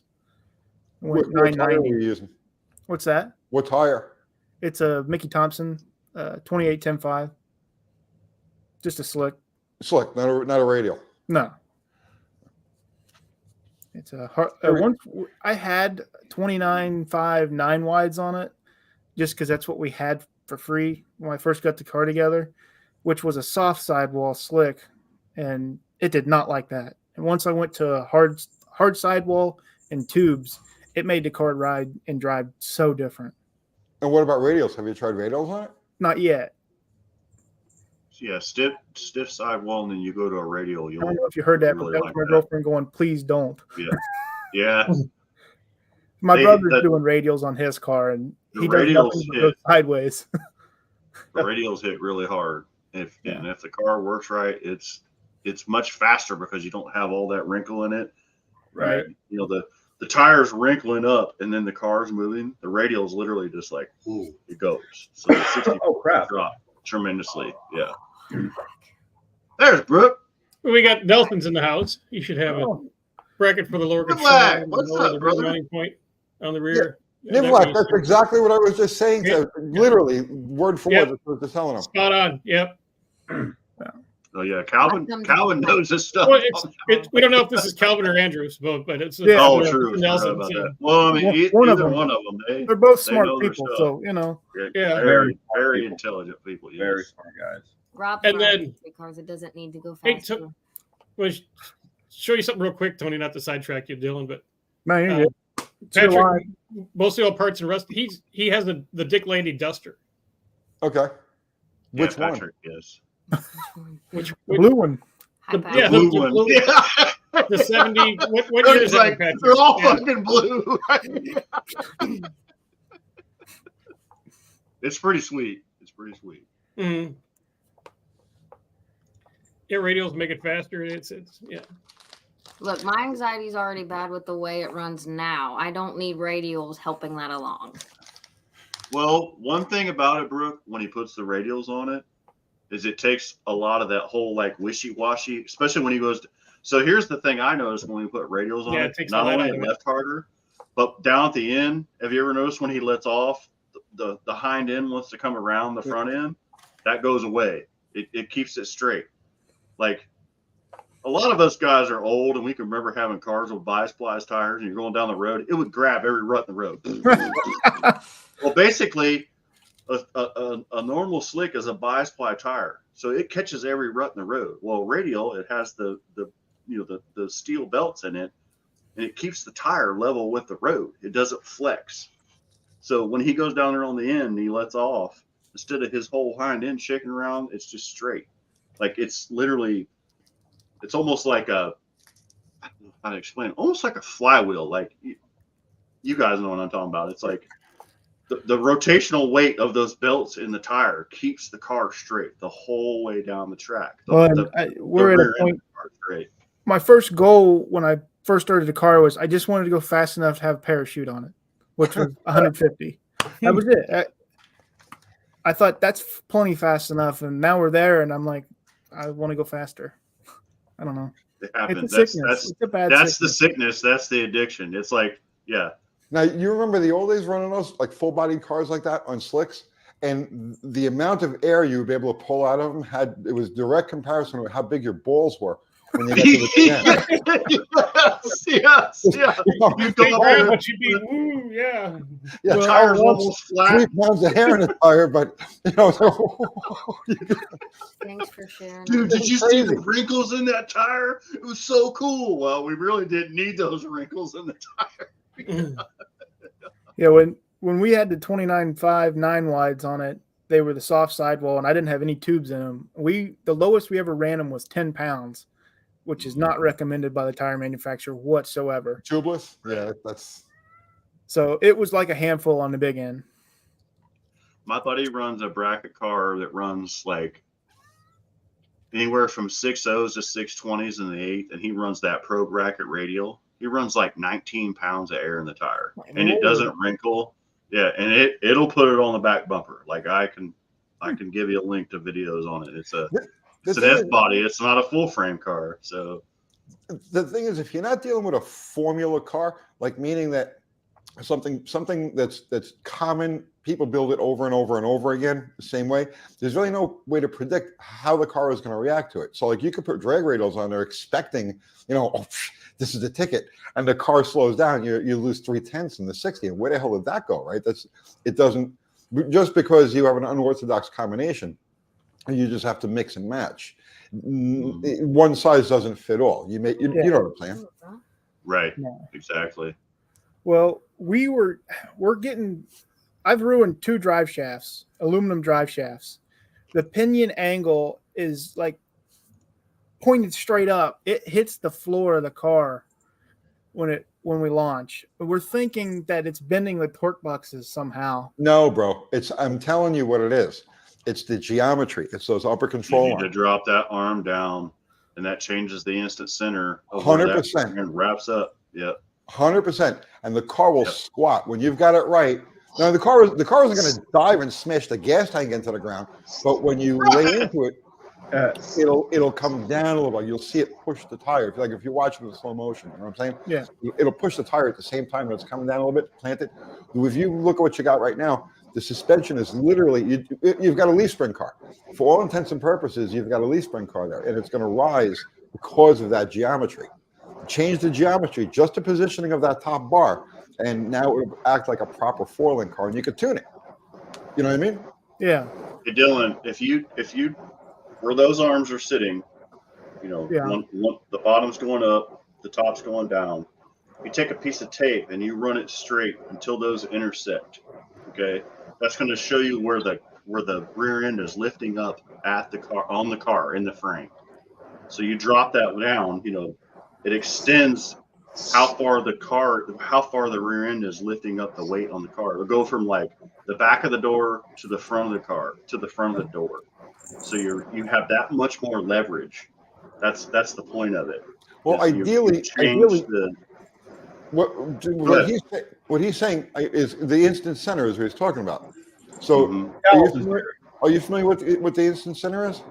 I don't know what exactly it measures on this card now. On any car, doesn't make any Oh, difference. yeah, I know what an instant center is. Yeah.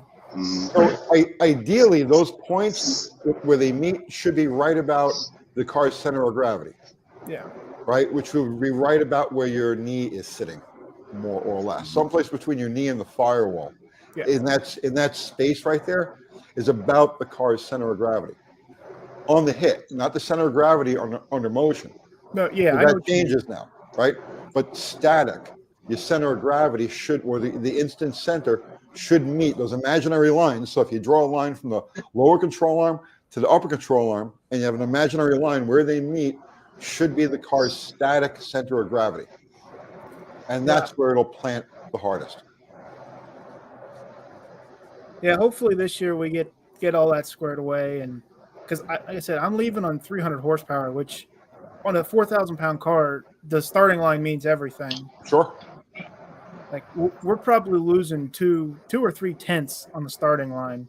Well, you said you were running like 140, 60 foots, right? Yeah. Yeah.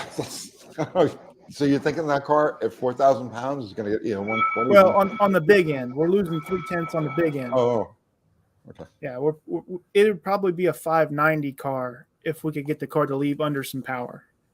Well, I'm telling you too, block some air from underneath it, because not only will it keep the car from getting light in the lights, but it'll help your mile an hour.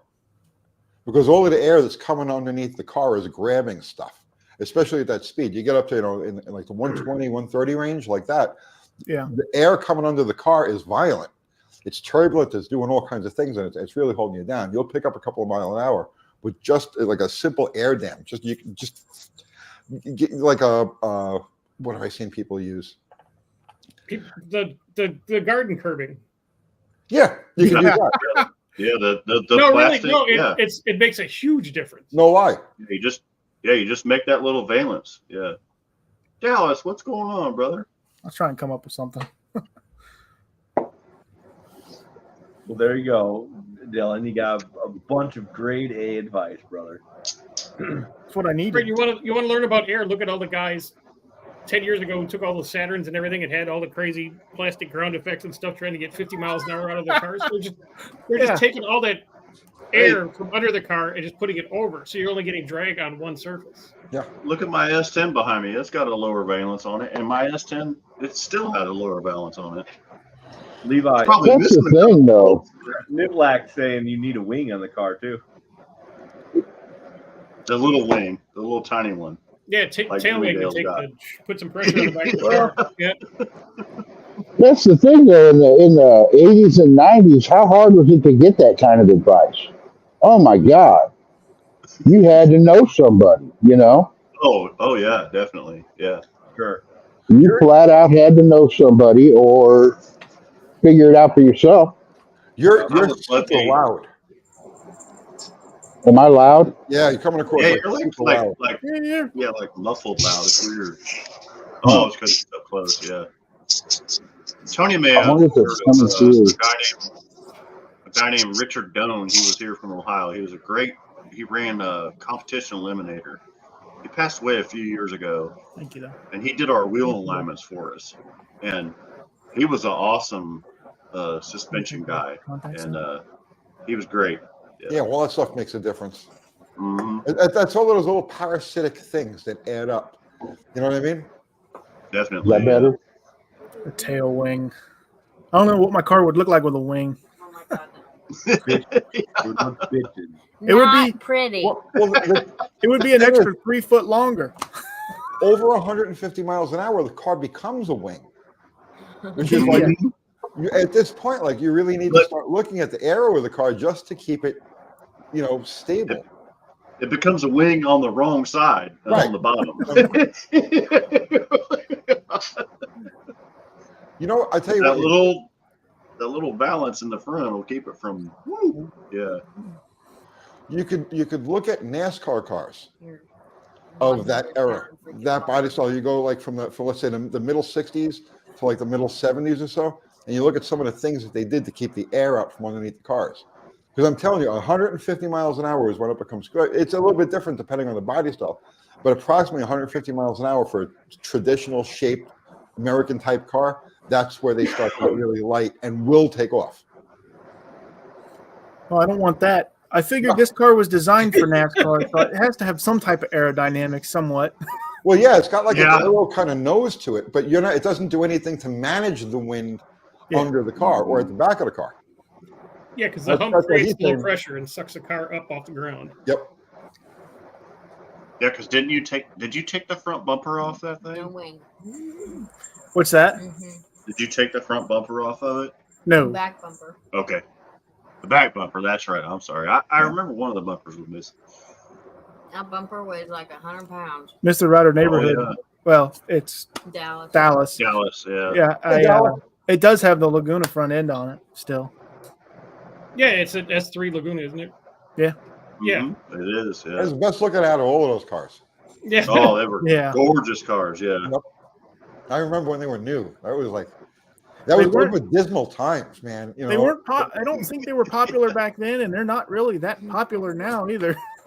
Oh, No, when we they were weren't. kids, they were popular. Like, Oh, in yeah, the, those in were, the yeah, 80s, they were before you were popular. born, sir. Yeah, They were yeah, very I mean, popular. Yeah. But there weren't as control of many of that. the Lagunas as just the regular Chevelles and Malibus. The Lagunas were kind of odd, right? Yeah. But they were just beautiful. Like you got to go back to that era. You have to be a kid, like a car kid in the 70s when these things were around, and that thing was like a breath of fresh air. It looked really. It was. Were some of the Lagunas Well, like- they had the 400 small block in them? They were pretty sweet. yeah. They, Well, like they you said, come with, NASCAR designed it to run 200 miles an hour, but it had a up rear until wing. '76. They had an option for the 400 and 454. Nice. And a 4-speed. Yes, Mm-hmm. You get those cars 454 4-speed up until what 75 it was 6. 76. 6, yeah. Yeah, there's Till actually the catalytic converters came along, boys. there's actually That's when one. the fucking demise happened, There's a it's a green, like the puke green with white interior, white vinyl top, 454 4-speed car, which is like pretty much hen's tooth rare, just like 20 minutes for me. And I've been trying to buy it since I bought this one. Nice. Heck yeah. Yeah, the only car Good I had luck. from that area, I had a 75 Oldsmobile W25 That's Yeah. with that's the what we white had. seats that turned out. Where you Yeah. could Swivel get the seats. seats Oh, and- I and love my and swivel My wife, and the T roofs and My things like wife- that. And, yeah, my wife and I brought our first daughter home from the hospital in one of those. Yeah, oh, that car was mine great. was It's slow as dirt, but it was it Yeah. was great. the 6 Nights of Olds option, so it had chrome mirrors on it. That's fantastic, man. Do you remember those? Yeah. It was- Oh, I am. I was like, what the crap? I see. Those were some dark times we survived through. Those, I mean, but during the time when if you had that low horsepower 350 Oldsmobile engine in that big Cutlass, but that was as fast as they got. So, but they made the right noises. They just didn't go anywhere. They wheezed. Yeah. I remember that distinctly, man. They wheezed. Yeah. Yeah. Help me. Yeah. Ours had a 350 with a 2-barrel in it. It was like, yeah, did the whole flip Dallas, the air lit upside down so you could get the boom. Yeah. that happens all the time, Dallas. People say, "I'll fix it up someday," and then they don't. And Which it's still there. Wow, You know, S3 wagon, that would be cool. it's Yeah. their choice, but sometimes you gotta be self-aware and go, "Am I going to finish this There's a someday?" there's a guy that lives down the street from me. I went to school with his kid, and he has a 69 SS 4-speed 396 Chevelle, black on black on black, totally taken apart in his garage. I mean, and it's been in there for 40 years since we were kids. And he's like, yeah, I'm going to put it together one of these days. I'm going to put it together one of these days. I'm like, I remember when I was working in the muffler shop when I was a kid, and he's like, yeah, Dad's going to get that car together. Can you build him like some trick? It's awesome. I'm like, I really don't think I'm going to be doing this when your dad gets done. And he got all pissed off at me. Yeah. So I'm walking my dog still, and I'm going by like, yep, still fucking sitting there in pieces, you know? We all know. I can't do the math. This is 2023, going to be 2024. I have a friend of mine who I'm not going to mention his name. He's a really good guy. He's still in New York. And we were both 16. We were the same age. And we were both 16. He had his parents owned a drive-in hot dog place, right? And he had a 70 Roadrunner. I'm sorry, a 70 Satellite. And I had a 69 Charger at the time. And I was putting together. And we started working on these cars at the same time. So now, fast forward to however many years this is later, from 1978 to 2023, his car is still apart. He has never put it together. Crazy, isn't it? There's a guy, when I first moved to Tennessee 10, 11 years ago, who I talked to because I had a beautiful 68 Cougar, and then I was looking for another one when I got here. And this kid had one in his backyard, wanted way too much money for it, and he thought it was some kind of super 4-speed rare car. And I'm like, I had my little cheat book. I took the numbers, and I'm like, no, dude, it was a 2-barrel automatic car. You know, still didn't believe me. Fast forward, last week I see it. It's on Marketplace in the same spot. Oh no! Trying to sell it for $5,000, and it's got like, you know, it's now become the Earth, you know, and it wasn't a stellar car 10 years ago. I'm like, oh my god, just should have sold it to me then. Now it's just junk. One-Eyed Cat's asking about Steve Maggs. He's in therapy. He's in therapy. He's optimistic about getting. I don't know. Oh yeah, that would be badass. Yeah. One of the guys I worked for, Dallas, had one of those. It was a black on black. Oh, it was a gorgeous car. Gorgeous car. He takes it to Buick Nationals every year. His name is oh shoot, I can't even. His name's Steve. Gosh, what is his name? But he has like 4 GSs, and yeah, but that black one was, oh, I freaking wanted that car so bad. He let me drive it once when I was a young man, and he let me take my wife out in it for the weekend, and we went to the drive-ins and stuff with it. And that was, oh, just such a cool car. Such a cool car. Steve Way was his name. You might know him because he always goes to Buick Nationals. You ever notice that anything that has GS in it is always very classy? Oh yeah, everything. Yeah, and the Suzuki, the GS series, Suzuki. Right? Yeah. Am I the only one who ever made that connection? Yeah. The GS. What was it? I had one of those GS. Was that a 450 or something? Yeah, they made a 450, 550, 750, 850. Yeah. But and you know what? Mine was all black. It was all black, right? And it had the cast snowflake wheels, right? Yeah. Not snowflake, the crisscross. If you look at it, the Suzuki GS is a Buick GS. It's like the Suzuki designers got their hands on like they're like, let's make a pimp ass motorcycle. Let's make this motorcycle into a car. Right. Yes. I'm not the only one who ever caught that, right? Yeah. No, that was me. Yeah, I had one myself. So with the gold Freaking love that pinstriping thing, all too. over the place. Oh yeah, Yeah.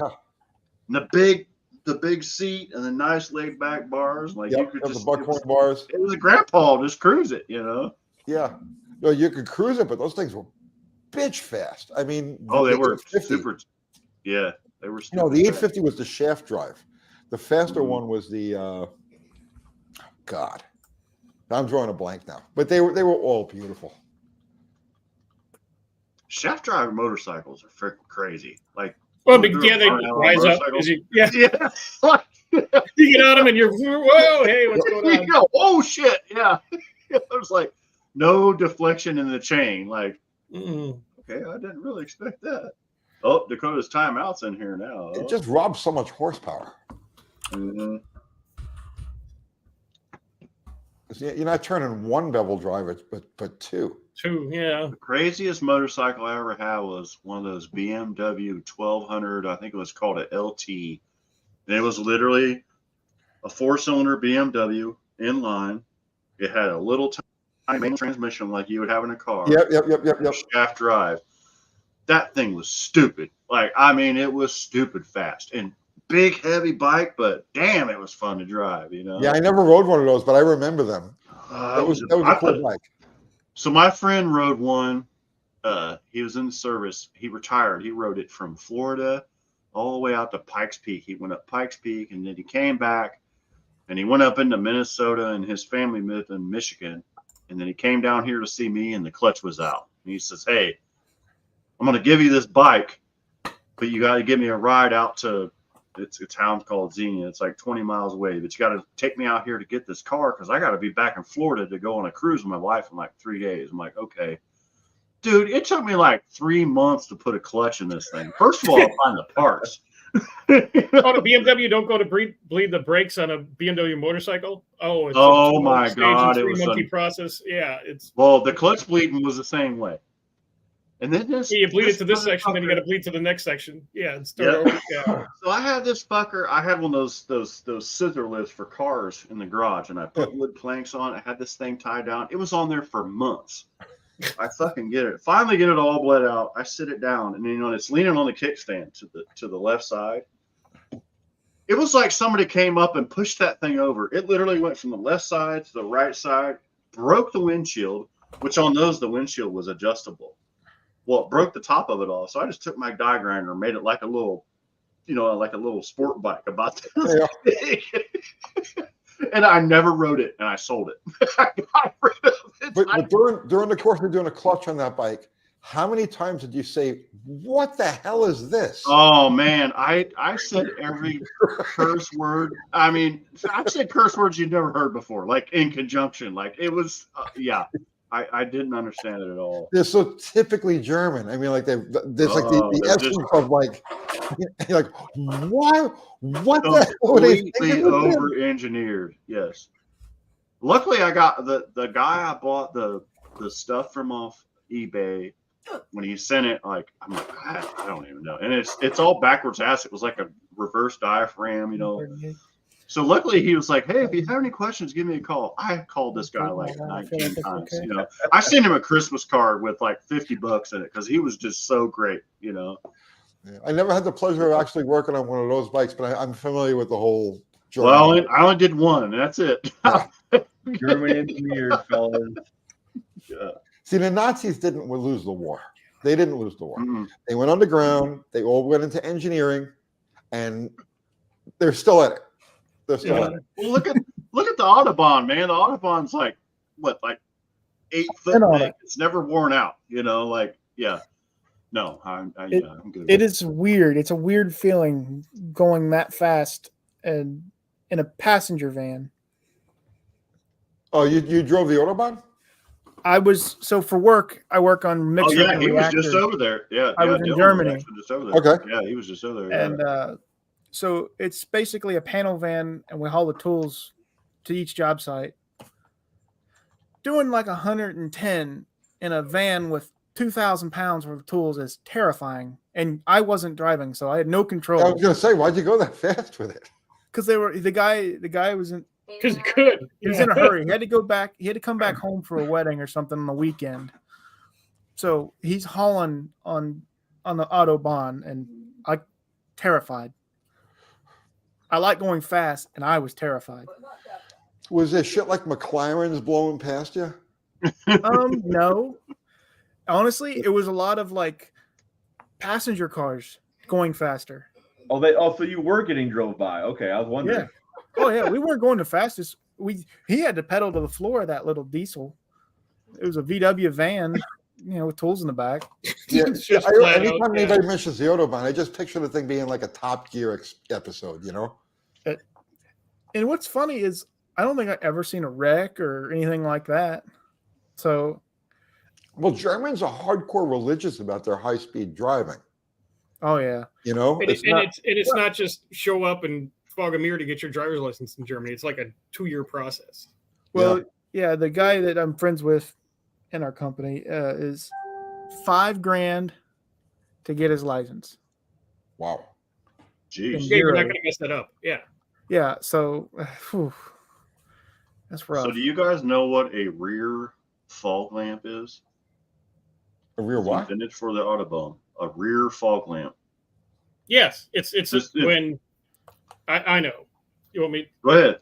No, go ahead. Yeah. It's I'm on the glad back you of the know, cars. because- It sounds like Volvos and some like even Teslas have it, but it's an extra red, basically brake light bulb that stays on all the time on the back of the car for in foggy conditions. So when people come flying up behind you, they can see you. Really? So I'm an idiot. I didn't know this. And Mhm. this customer, we live by an Air Force base that we have, everybody coming over. He was like, "Hey, I have my Audi shipped over here and I keep getting this rear fog lamp." I'm like, the fuck is a rear fog lamp? Like, Yeah, it's a rear. You know, Yeah, rear because red we're light. used to having like extra set of lamps, You're looking all over the bumper forward. Yeah, he comes in like 3 times. He's super nice guy. He has like maybe I don't know what accent he has, but he's like, "Hey," he's like, "I don't want you to, I'm not trying to make you look like an idiot, but this is what the rear fog lamp looks like." So he shows me a picture of an Audi with the rear fog lamp on. I'm like, "Oh," so I take his tail lamp apart. I'm like, "Yeah, it's just like the difference between 1156 and 1157s, It's a brake light bulb. Yeah. So just an I extra just one. learned that here recently. So just letting you guys I know. just learned something new. That's Yeah, There- me there I too. had are no idea rear such a fog thing lamps. existed. So I thought I've seen this a couple times with cars. I'm going down the highway because we travel a lot. I'm like, why is this asshole riding his brakes? He's not No, ready that's to his he didn't rear hit the fog button. Yeah. lamps. You're a fog lamp on. So just And it's on like Volvos and Audis and all that kind of stuff. Yeah. I guess that's Ask how the you used do car guy next styling time, with a Jason. German Yeah. car. yeah, The just- one thing just a about little Germans, tidbit for though, is the car scene is not as good as it is over here. And there's usually when there's a car guy over there, it's new McLarens or things like that. Right. But here's the thing: they got a lot of cool wagons that are rear-wheel drive, The Small state wagons. motors. Yeah. but rear-wheel drive. I feel like there's going to be a lot of vehicles transported from there to the U.S. for swaps because there's a lot of nice-looking cars, like nice station wagons and like sedans and stuff, two-door cars. And like you don't really have that here. There's not. Right. Everything's a crossover. Yeah, we got an SUV Right. basically. Yeah, they mean, still have badass station wagons. Basically, they The call them emission state laws wagons. over there in the Europe in general is just killing the car scene more than The one thing I was surprised about, there was a Dodge Caravan or similar, it had a diesel and it was stick shift. And I got pictures on my phone. I was in disbelief. And it wasn't a swap. This was a car that someone No, went and yeah, bought. a lot of them are stick shift diesels. Weird cars over there. Yeah, Never heard of that. I've seen stick shift caravans here, but I've never seen a diesel. I didn't know that was even available. Me either. But it was very cool. The XJ, right? Now I've become an XJ freak, right? They built that in China until 2014. They stopped building them here in 2001, but they built them in China until 2014, and that was a diesel. That'd be kind of cool. I'd have bought a diesel one of those. Yeah, so would I. That reminds me of like the Land Cruiser or whatever that they had diesels in. I'm just looking I at want one of the last OG Beetles from Mexico. from Mexico. That's what I Yeah, want. That would be cool. I'm actually going to Mexico in about 3 weeks. My daughter's getting married in Mexico, so That's not a fun part of Mexico. It's like Cancun or something, right? Not yeah, Tijuana. Cancun. No, we're Yeah. not going down TJ. Yeah, That's something that's, I don't know if the younger guys would never experience what that was. If I don't.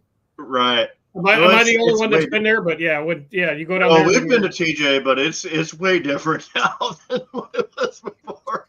This was in the late '80s, so it was a lot of fun. Yeah. Everything TJ better was in one the back 80s. then, but yeah, we can't do that shit no more. I've only ever left the country once. I went to Canada once for a race. That was it. Well, that's like leaving the planet going to Canada. Yeah. Yeah. Canadistan. It wasn't that bad Canadistan. back then, though. I'll tell you what, we went to Niagara Falls, and I was at Niagara Falls, and I'm just like, bleh. I'm looking across the river, and I'm like, man, it looks like it's really fucking fun over there in Canada, you know? But I didn't have a passport back then, so I'm like, I can't go. You see, back then we didn't need a passport or anything. We just drove over the border. Well, it stopped at Yeah. the border, just say, Yeah. hey, Well, you can go into Canada, but you can't fucking come back. That's the problem.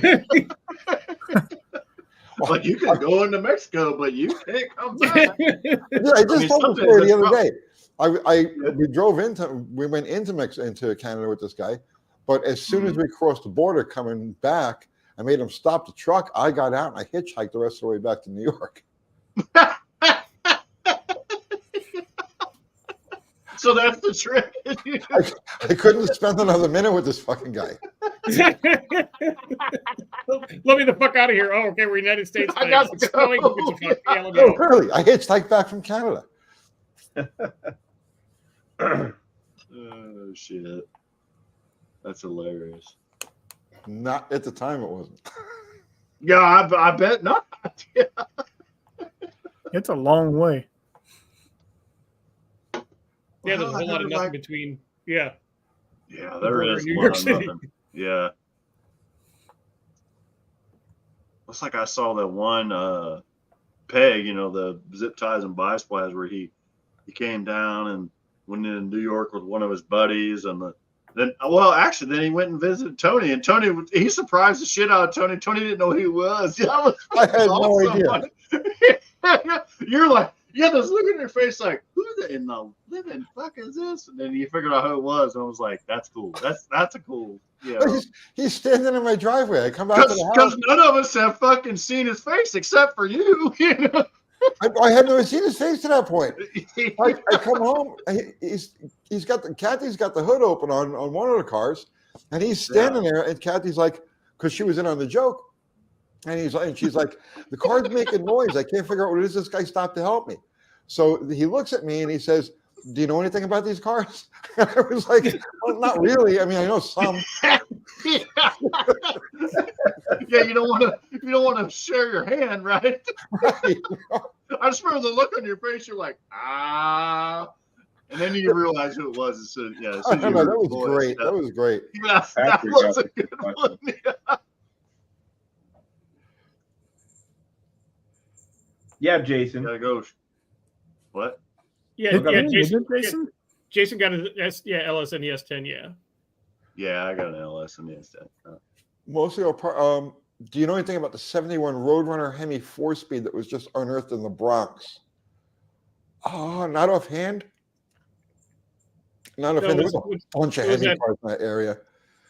But no, I don't know anything about a particular '71 Hemi 4-speed.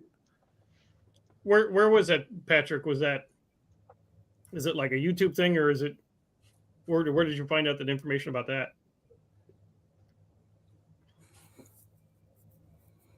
Because What I did you mean, guys- how many 71 Roadrunners had a Hemi 4-speed in them, Tony? Well, it's not so much that. So you go back to that era, like the late '60s, the early to mid '70s. There were a couple of chop shops that were run out of that area that specialized in Hemi cars. Okay.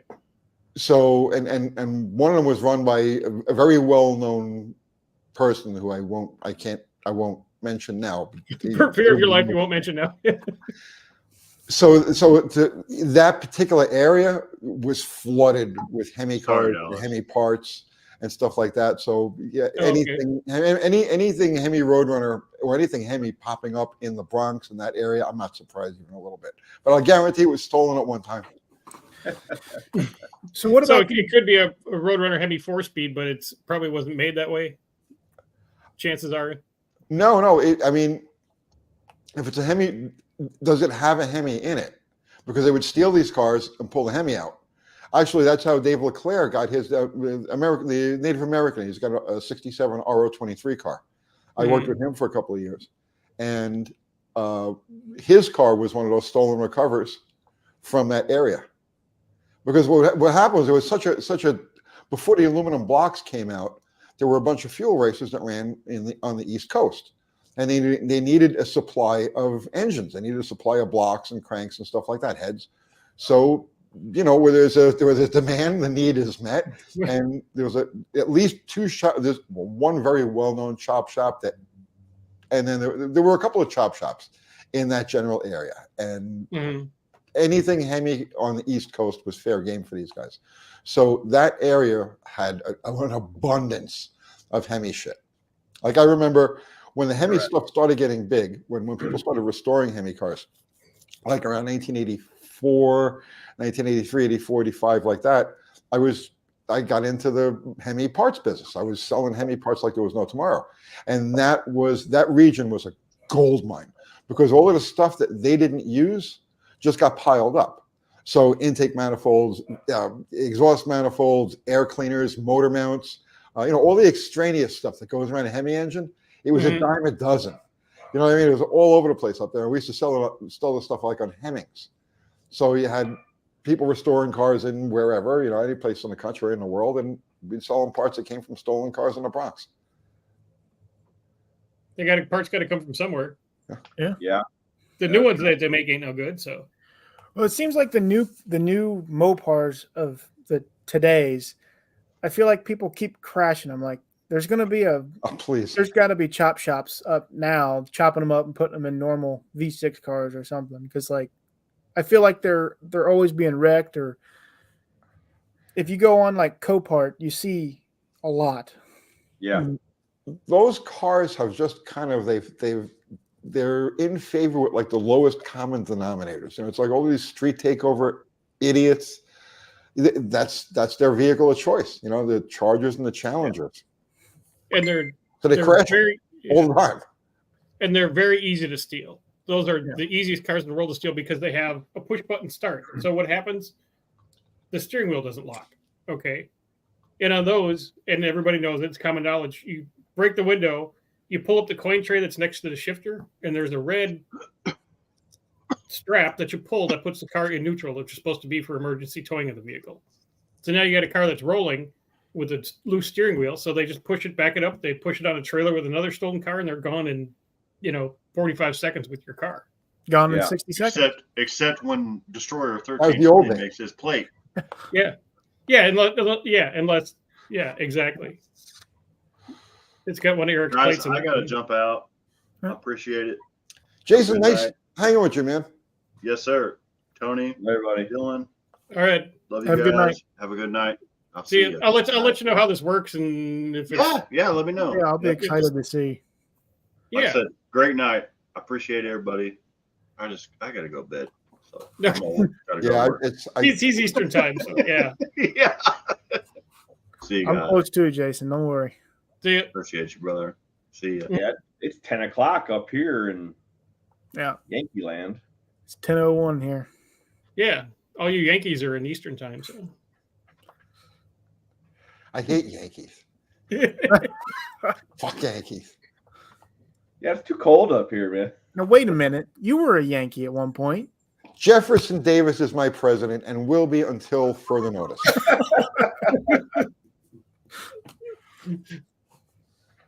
Oh man. But I was talking to Ken in an unrelated subject before the live here, and this is something because the last couple of days I had like a little fever. I wasn't feeling well, so I'm just sitting there flipping through stuff. I want to know how a Mars rover, which is like the size of a folding picnic table, can send images from another planet through space and through two radiation belts, one on Mars, one on Earth, into orbit, bounce it, find the other planet to send it to, its signal, and it comes in 4K, but then NASA has to colorize it. None of this makes any sense. When you can't get a CB radio to talk to your buddy 20 miles away, but this little thing that's been there forever with a solar panel the size of a laptop can beam 4K quality pictures from another planet. Well, what about security cameras? Those are never good quality. Why are they always fuzzy? Right? We can Yeah. take pictures of Mars, but we can't take a clean. You Like, can't take a clean picture of a Bigfoot or a UFO, but you can get a clean shot of Mars. I don't know about the color part, but I understand the being able to send it back and forth. That I do understand. You think that's possible with Oh, that yeah. low power of a vehicle? Don't you have to have an immense amount of power to broadcast that signal? I wouldn't think so.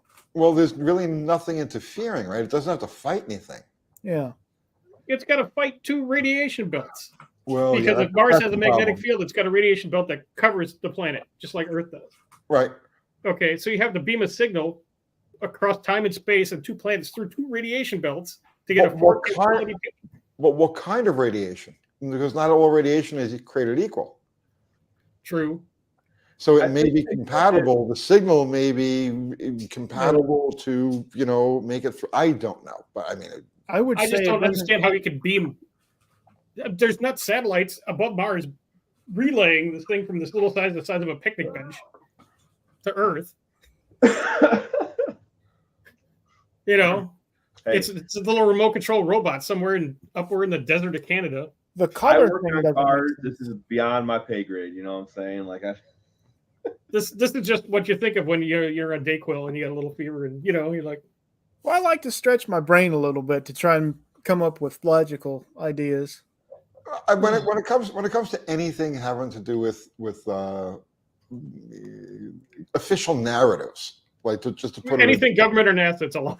Yeah, I automatically assume that it's bullshit and then go backwards and try to, does that make any sense? You got to Just- dissect it. Yeah, whatever it is, it's going to be bullshit right off the bat, and then you have to determine whether or not it's important to know what the truth is. You know what I mean? It can only transmit during the Earth and the sky of Mars. Period. Right, when the two planets can see each other, because Oh, if I the see. Earth is on the other side of the sun and Mars is way over here, they ain't going to make it. Yeah, So- well, that makes sense. But these are constant signals, and they can send it. Oh, go left, go right, from here, like a drone, and send pictures. I don't know, and maybe I'm completely stupid, but it just doesn't make any damn sense to me. You sure there's not like a space station up there they're controlling it from? Above Mars, orbiting Mars. I'm not sure. Well, I out, don't of, out know. of our orbit, or perhaps beyond our radiation belt, and it only has to fight through one radiation belt. No, all No, the no, satellites in like no. Skylab, everything is inside the Van Allen radiation belt of Earth. That's why we've never been to the moon, but that's a whole nother subject because they get cooked like a hot dog. It's that Yeah, type of radiation. I don't think we went to the moon. I'm not saying we didn't go to the moon. I don't believe we went to the moon. But everything, all the satellites are inside the Earth's radiation belt, the magnetosphere. Okay. So, no. But there's a flip side that says that the government always has technology that's 50 to 100 years ahead of everybody else. Mm-hmm. Which is terrifying. I'm just saying, See, Mars rover, yeah, and the technology, so yeah, basically 2 times as fast as the dial-up modem. And they're getting 4K quality out of that? No. Well, from what I understand, like TV broadcasts last forever. Like someplace right now, wherever, there's an episode of I Love Lucy. That's Yeah, they're out there in the first in run. the- but these are pictures taken from one planet directed to a satellite or something on another planet, not just random cast into the world. This is like a beam. So it's got to be a focused beam of energy, right? Just assume it's bullshit. Well, I know it's bullshit, but I'm just saying this is what was going on in my brain on the Dayquil brain, I thought we were going to try to solve mysteries or something. Like, wait, No, no, I'm not up to this. I'm not qualified. no. No, love my pay grade. Okay. Yeah, the only qualification you need to know is that if it comes from an official source of any sort, it's bullshit. It's- Just yeah. literally say I believe that. it's the opposite. I Mhm. believe that. Ken, you've been quiet during this whole fiasco. Well, I have all these great people talking. I don't need to say a whole lot. Well, yeah, you're busy in the chat and the side chat, and Yeah, like Mhm. you know, I put focus on Dylan there for a while, so that was nice. Mhm. He's just soaking up the social That's right. enjoyment. I'm Yeah. basking in this. It's great. I don't got a whole lot going on. Like I got that 300 I'm digging with. You know, like it's not I like important. Patrick's comment. Yeah. Yeah.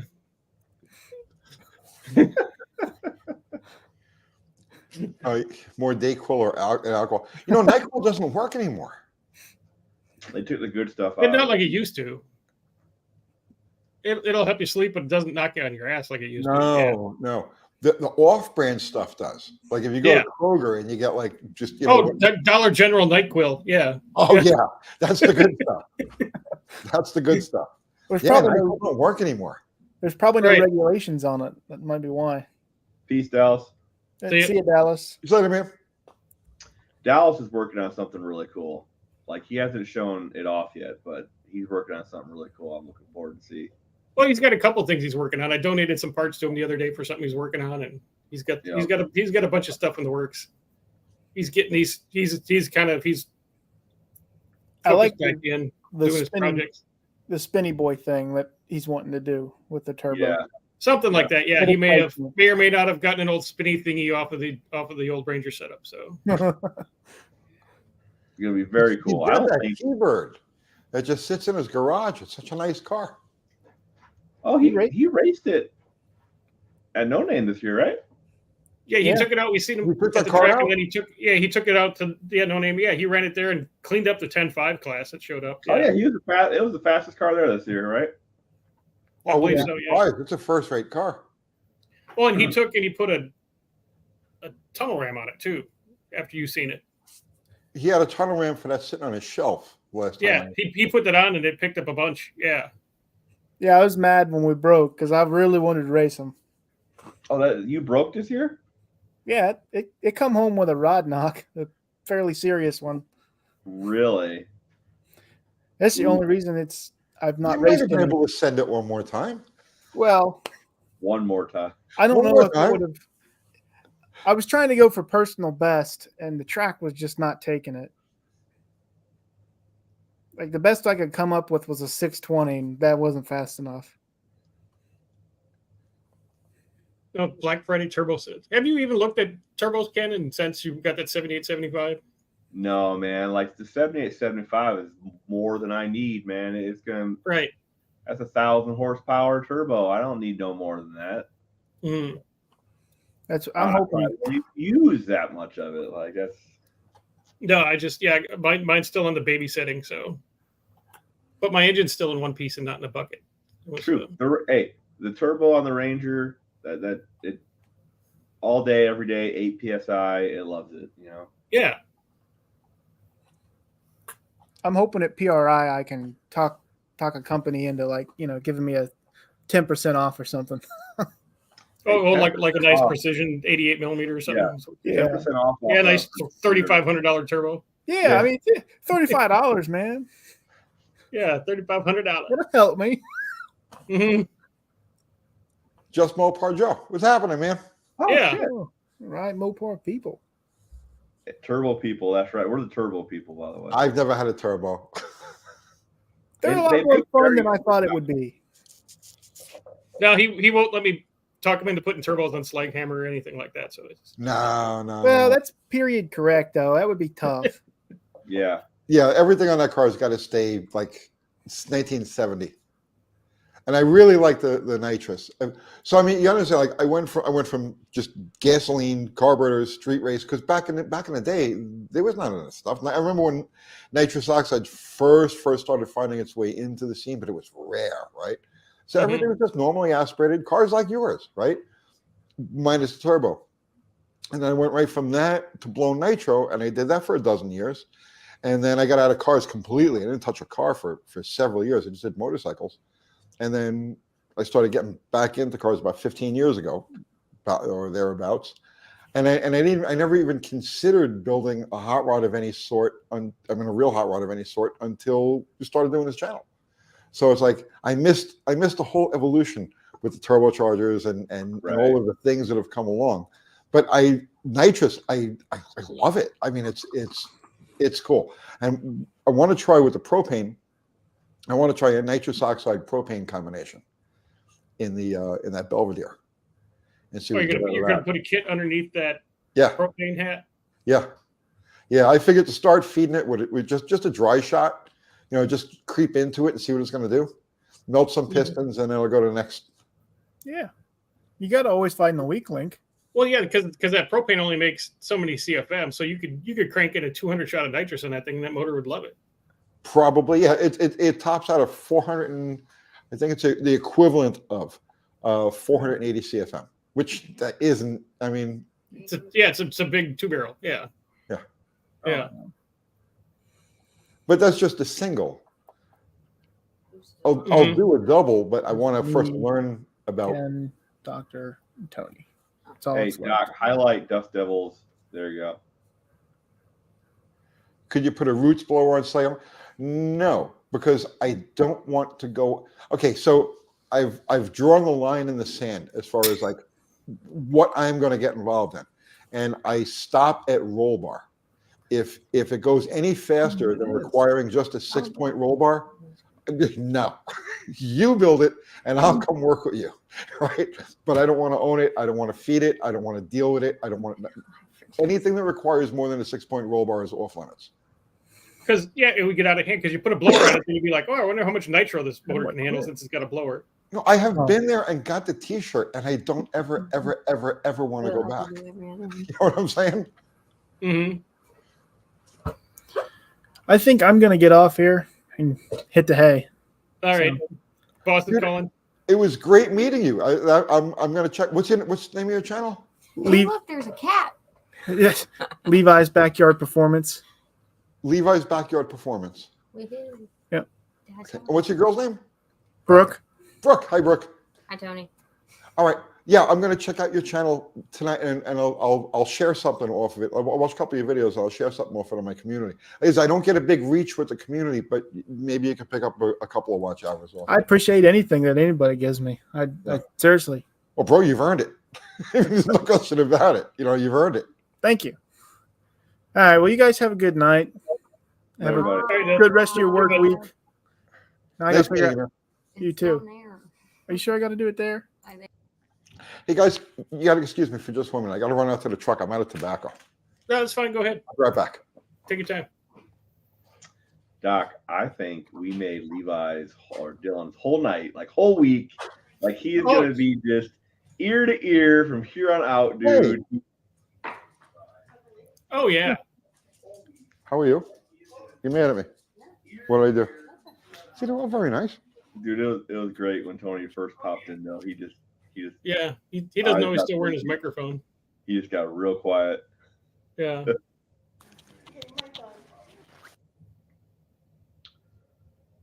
Oh man.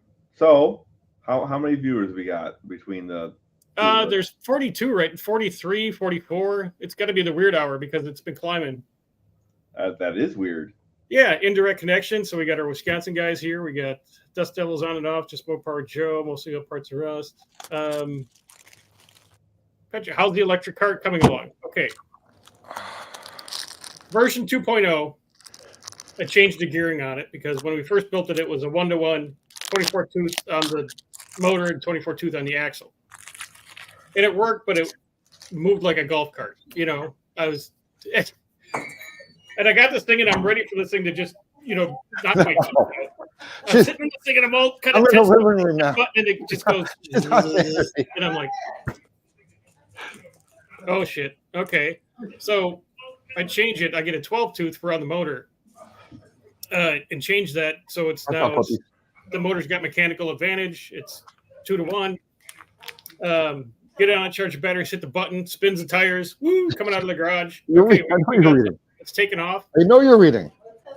But where I have that drive I'll axle figure out suspended that you're reading. on 2 pillow blocks, it bent the crap out of that because of the torque, because it was trying to lift the front of the go-kart up. Being the go-kart, it's like 400 pounds, right? So it bent my little poorly made support system for my pillow blocks, bent the crap out of that. So it's I'll rework that probably this week, and then it should work nice because before it bent all that, it spinning the tires and it was moving. So, but it's still a lot of weight. So if somebody wants to donate me 3 lightweight 16-volt batteries, that'd be awesome. I think it needs a capacitor. We got. You think it just needs a big giant cap back there, so when it hits, it just goes smack. Yep. Something you could launch just on battery, and then once you got the mass going, hit it with the cap. Yeah. Could be. I mean, it would. I mean, it's like it's like hitting the nitrous. Cap on. Hey man, I'm telling you that Pikes Peak cart idea. Ken wants me to build a Pikes Peak go-kart just for mostly for clickbait. Yeah. Functional histories. We got a bunch of people in. It's kind of gets the weird hour after 9 o'clock, and people just kind of piling in one by one and stuff like that. So my wife is the weird hour. Yeah. What mic am I using? I don't even know what the hell this is. See, I that's how little Kathy does all this stuff. It's a Rode. It's one of those. Rode wireless, yeah. It sounds like a pretty decent mic because it was still picking up. I just realized that everybody else is still live, even though they left. Oh yeah. Oh, we can take care of that. Well, that's fine. I mean, it's just giving them, it's good for them, right? Yeah, it's still giving them watch hours. Yeah. Yeah. Like the capacity is used in the comp stairs. I seem to remember like there was elevators use a capacitor. Competition car stereo. Yeah, it's something like that. Or it's because, I mean, everyone's furnace, the fan for the furnace, everyone has a capacitor in their house, that runs their furnace, turns their fan on. Well, those are really small. But yeah. Look into elevator capacitors. I think they're giant. And that might give you the Yeah, but then again, there's more weight. I was trying to get away from weight because it's there's so much weight on that cart. Yeah, but I think that they can make enough power to overcome. To overcome it. Overcome. You just got to feed it more juice. Yeah, feed it more juice. Vince is here. Ellie Ruiz. I like LB. He's cool. Yeah. Colleen, Dakota, Patrick, Barrows, Just Mopar Joe, Junkyard D, Indirect Connection.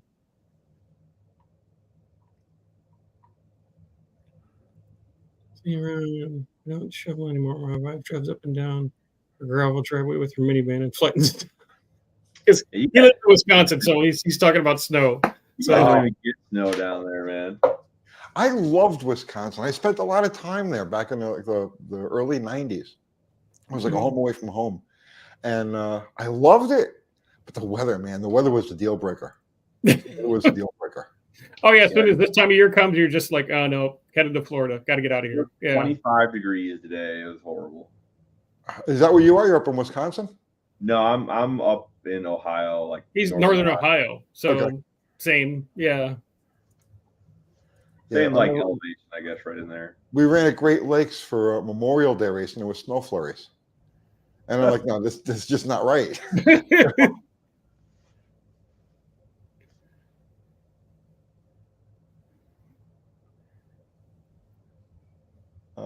220-volt air compressor motor usually has 2 large capacitors. Yeah, to get it going. Yeah, to kick it past the compression in the tank. Yeah. Oh, Patrick says it's in the teens now. Yeah, it got dark out. It's probably colder. Oh, Bruins. Well, thank you, man. not screwing with the engineer's design.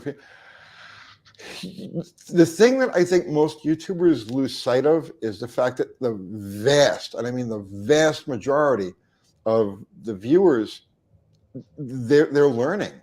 They don't have experience. They don't have tools. They don't have, like tools. They don't have skills. A lot of them don't even have a place to work on their shit. And they get bombarded with next level stuff all the time by everybody. And so I try to do my videos for those people. You know what I mean? Because like there's nobody else talking to them. You know what I mean? The most they get is, will it run and drive? And then somebody's saying stupid things about spark plugs, right? And that's as far as they get. I watched your video the other day on people putting LS rockers on small block Mopar heads. How fucking ridiculous is that? I couldn't say it in the video. I'm a big LS guy, and even I'm like, that is the dumbest thing I've ever heard in my life. Like, why would you do that, right? Like, wild. It makes no sense. I know that top shelf LS motors use rockers, a rocker shaft. Yep. Right. They do. So why would you take off a shaft? Right. And in the meantime, so he was complaining about the stamped rockers being sloppy, but there's bushed rockers of every description you can imagine out there for the for a Mopar. Or even just okay. So you give it up some rocker ratio, but just get a freaking cam ground Just get a bigger cam with a smaller base circle and longer push rods. I don't get it. I don't get it. It's just some people just have too many fingers on their hands, and they just gotta make stuff. And I'm all about like taking what you got and trying to make something better, but that seemed like a big step back. It really did. It was weird. Well, it was pointless. It's like, what are you trying to improve? You know what I'm saying? It's like, I get it. It's like what you're doing now, right? You're experimenting. You're trying to do something that's like out of the box, but at the end of the day, you're going to have something that's far better than what was originally there. Right. You'll definitely have something that's more unique that was there. But when you're doing something like the LS rockers on a small block Mopar, well, I mean, why? Why would you do that? It's a giant step backwards or sideways for nothing. And plus, you have to machine them to make them fit. It's not like there's some adapter you can just plug in, and it's. And I do know that those rockers, when you really push them, they come apart. The needle bearings come out of them. Yeah. I have heard that, yeah. So I don't know. It takes all kinds of cookies to fill the bag. As long as you're not hurting anybody, go ahead and do it. Oh, Joe, what's happening, man? Whatever happened to Mannequin Head? I gave that to DD Speed Shop when they were hanging around the shop, and I gave them the Mannequin Head and some other stuff. So it's up in Canada somewhere. Up in Dan's garbage somewhere in Canada. Yes, he's got it up there someplace. Who said that? Someone said this a little bit. Northern Ohio is pretty much Canada. Yeah, I'm right next door to the D Speed Shop. Don't you know?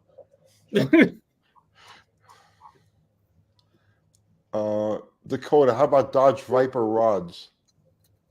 How about them? What about them? Yeah.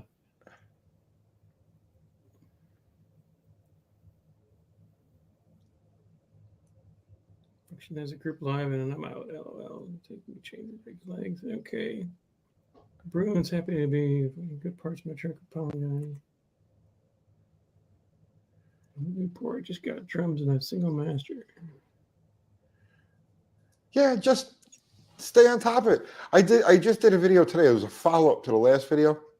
Because everybody's like, in the comments, there had to be 20 people like, what about the single pot master? It'll kill you. You'll die from that, right?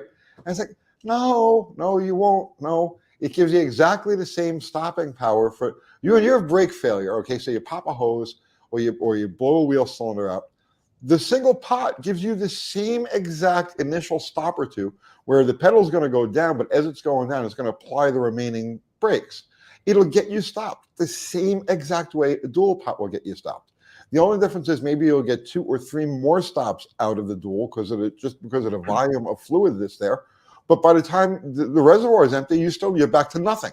So if you go more than 20 miles an hour with the thing, you can stand on the pedals, it's going right to the floor and not even slow down. So it's like, does it make you feel better to change it? Well, go ahead. Mm-hmm.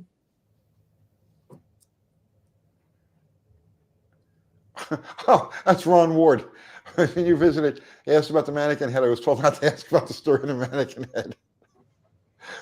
The truth is, we were stuck in traffic right out of town here, and I saw a head laying on the side of the road, and I thought it was real. I was like, "Oh, look at that shit! Somebody cut some blood Cut somebody's fucking head off the road." So I grabbed it, and it was a mannequin head. Mm.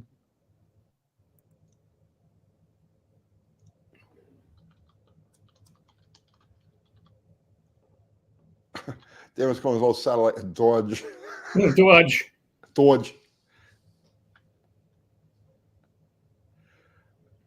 Jason's Garage. Thanks for joining me. Wow, thanks for having me. Yeah, we were pretty aimless before you showed up. We were just amazed at our everybody on the live at the same time on all the channels. That's all we had to talk about. And then because usually our lives, they sometimes they'll go way off track. Yeah. You know, it'll just be like random, you know, UFO stories or somebody's fell out of a window, or you know, it can go any which way. And I don't know anything about a live running off the rails. Yeah. I have no experience with that at all. But that's what we'd have, you know, 5 or 6 people in the chat, and it's, you know, you get them in here, and it's. Yeah, I've done over 600 of these things now. They can go really crazy places. You did them for a while on Monday nights like clockwork, and then I just dropped it for a while, you know, and I'm like, well, if I'm going to come back and do it, let's put a new spin on it and, you know, try the multiverse thing and see what happens here. It was definitely an interesting experiment, if it was nothing else, you know. Mm-hmm. I think it went very well. Yeah.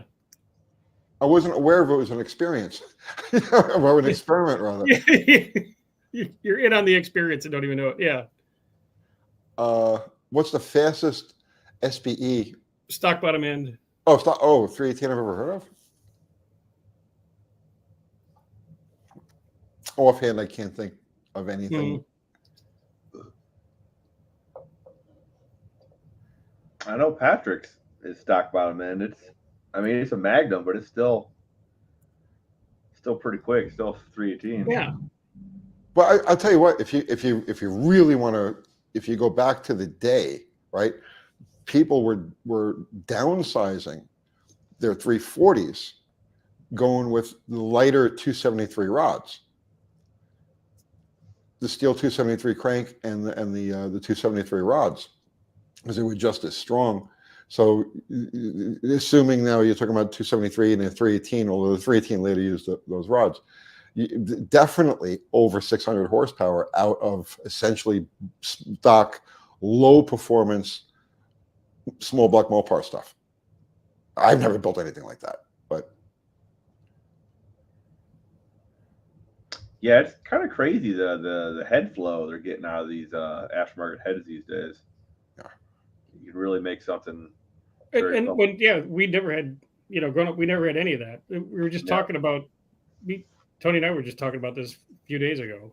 How we porting was that, just grind until you get a hole and weld up and keep going. Yeah. Wasn't Shane from Slant Daily Garage talking about the 400 CFM Gen 3 Hemi heads that they're coming out with? Like, yeah, I don't. That's a lot of air, man, in a cylinder head. You got to have some serious RPM to make those things work, though, with that much volume. I mean, I think it'll be soft downstairs. Yeah, it'd be real soft. I don't think anybody really cares when you're at that level. It's like it don't really matter. Right. Yeah. But the small block Mopar is you know, the thing about the small block Mopar is it's unique in that it's a 4-bolt intake or a 4-bolt cylinder head. Mm-hmm. So you can do things on the exhaust side of the head that you can't do with a 5. And that's why you've got that beautiful port. You know what I'm saying? The exhaust port on a small block Mopar, in my opinion, is like the heart of it. You just could not get a better, straighter shot out of the cylinder, and scavenging is half the battle. Right. That's the problem with the small block Ford heads, because they were just choke. You had to grind the roof up so high and go into the. You see, they didn't design it that way. It wasn't intended to be that way. It just worked out that way, because in order to use the LA head on the old poly block with the 4-bolt pattern, right? Mm-hmm. You had to raise the exhaust port. You couldn't have it down low like it would be on a small block Chevy or a Mopar, a big block Mopar. They had no choice but to raise the exhaust just to make that pattern work, the head bolt pattern work in that configuration. So it was like a happy accident. Yeah, that sounds right for Patrick. Both the old parts and Rusty's. About 525 with the turbo. Yeah. He expects them. I do not have merch. I don't think I'm big enough for merch. I'm just kind of. I do. It's all, you go to my channel. It's the link, the Spring Tea link under the videos. Well, And and mostly parts. If you buy a hat, if you buy the Hot Rod Rehab hat, the money from that goes to St. Jude's. So the profit I on didn't that. know that. Yeah, because I do a donation once a year to them anyway. Oh. Right? And anything on top of it, What about a few hats? you can still buy them. Okay. I'll buy tomorrow. So how many subs do you have? I just hit 3,000 the other day. Oh, you should be doing merch. Yeah. We started selling stickers because people want to support you, man. People who follow you, they want to support and they want to represent. You know what I'm saying? So we started selling stickers. I don't think we had 1,000 subs yet, and we were selling stickers. And it wasn't a lot of money, but when you're trying to get this thing going, every little bit helps, and every little bit of exposure helps too. So people put their sticker on your car, and what's that, right? And you know what I'm saying? Every little bit helps. Yeah, I gave away hundreds of people on the lives. They would just send me their address to my Gmail. I'd send them out stickers, and they'd send me theirs, and just to get it rolling. But anyway, back to that. Yeah, because once a year, because I've done it for 20 years, I give money to St. Jude's at the end of the year. It's my one thing that makes me, not a complete, butthead. But the hats and the merch, because I sell, a handful here and there, but all the hats, they're set up to any money for that goes right to the St. Jude pile on top of what I already send them. So, well, that's really, like I said, just sell me a few hats tomorrow. Okay, you just gotta. There's a Spring Tea link, so you got to go to one of my videos, click on the link below the videos. Okay. And go to the. Then I'll have to have Kathy do that. Yeah.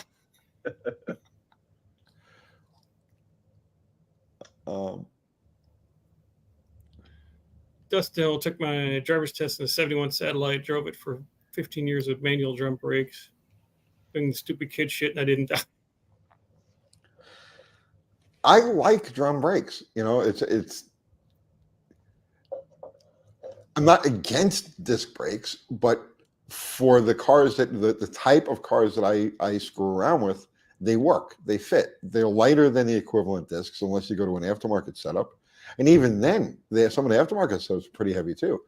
And there's no parasitic losses. So for the kind of mile an hour that I'm going to see, 110. 100, you know what I mean? It's like, I'm not going fast enough to really have to worry about this stuff. So Ron, he's got a UTG self-portrait that reminds him of hieroglyphics of the early Egyptians. Oh yeah, I got one of those. Hang on. Oh, it's stuck to the. If I take it down, it'll rip. Oh, no, I get it. No, yeah. I got one on the pegboard. We were doing all kinds of giveaways when do I have another one here? We were doing all kinds of giveaways when we started the channel. So we gave away like slices of pizza. I was shipping slices of pizza to people. I drew a drawing of myself, and signed it. So if you bought a shirt, we'd send the autographed portrait. Mm-hmm. Wait, I got my phone. Yeah, I got my phone. Here, hang on. I'll take a picture of it. Give me 1 second.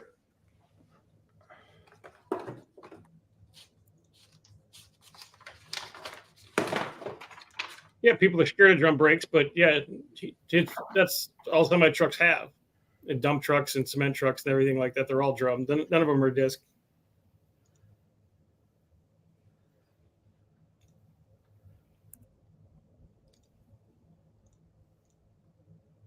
Yeah, you know what? I don't mind drum brakes on the rear of the car. On the front of the vehicle, I usually like to have disc, but that's just Yeah, Can you see that?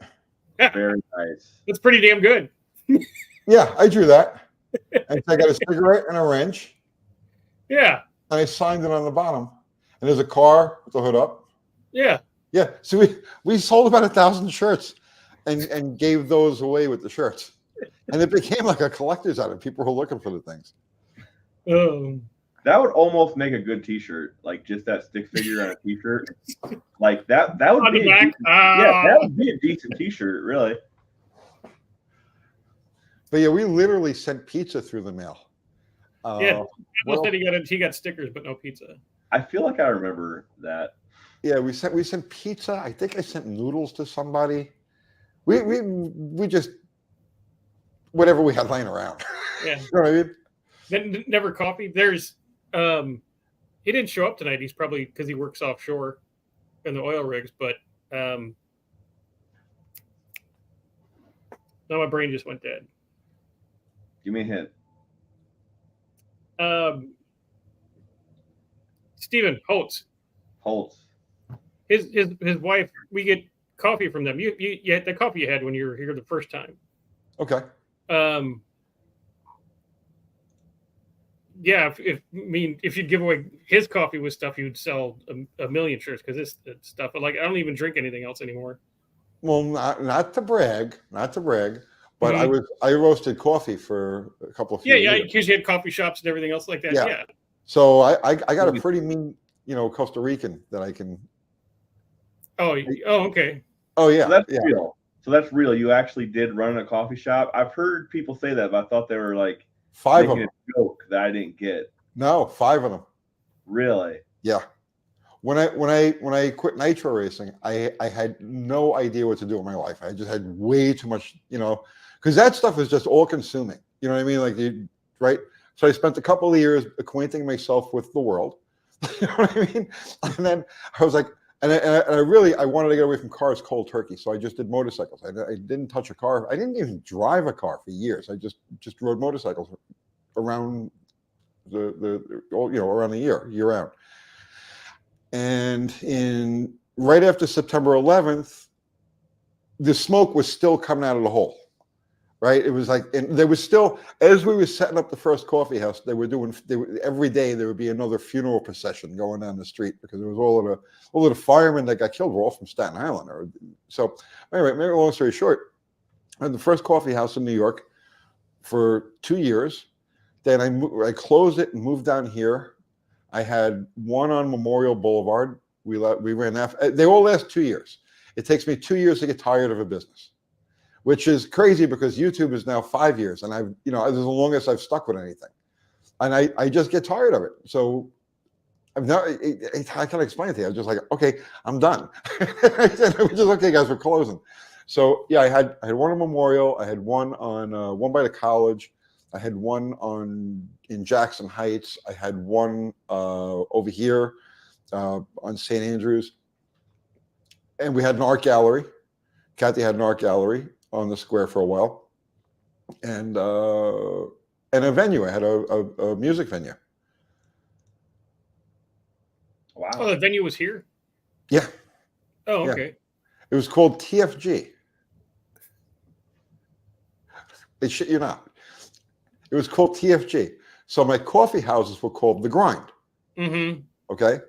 So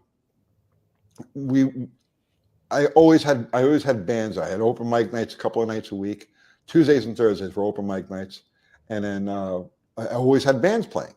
So it was a little crazy. It got a little crazy. So I says, you know what, we need to have, because I would have like, you got to picture a tiny coffee house, right? And I would pack, like I'd book like 6 bands and pack like 150 people into like this tiny, tiny little room where everybody was all just, crunched next to each other. So it was going really good. And I says, all right, well, we'll open a venue. So the name of the coffee house was The Grind. So we couldn't think of a name for this place, and I was just like, let's just call it The Fucking Grind. So that was it. The TFG. Fucking Grind. TFG. And then I just got tired of that. Yeah, you're like, oh, okay, it's enough. Yeah, Nothing wrong with that. It's good to like branch out and try different things, you know. Oh, you have to, man. You have to. Because you pick up something from every different experience that you have. And then somehow or another, mysteriously, mythically, however it works, you get to my age, and then all of these random, weird, like completely unrelated experiences all come together and form like a body of wisdom. It's hard to explain. But if you I get don't, it. No, I get it. you know what I'm talking about, right? Yeah, I know exactly what you're talking about. That's why I have a job now. You know, I've done 6. You know, I've done the gamut of everything. You know, automotive and retail and you know, and selling furniture and you know, name it, done it. Made custom pool cues, name it. You know, all the skills transfer eventually. Yep.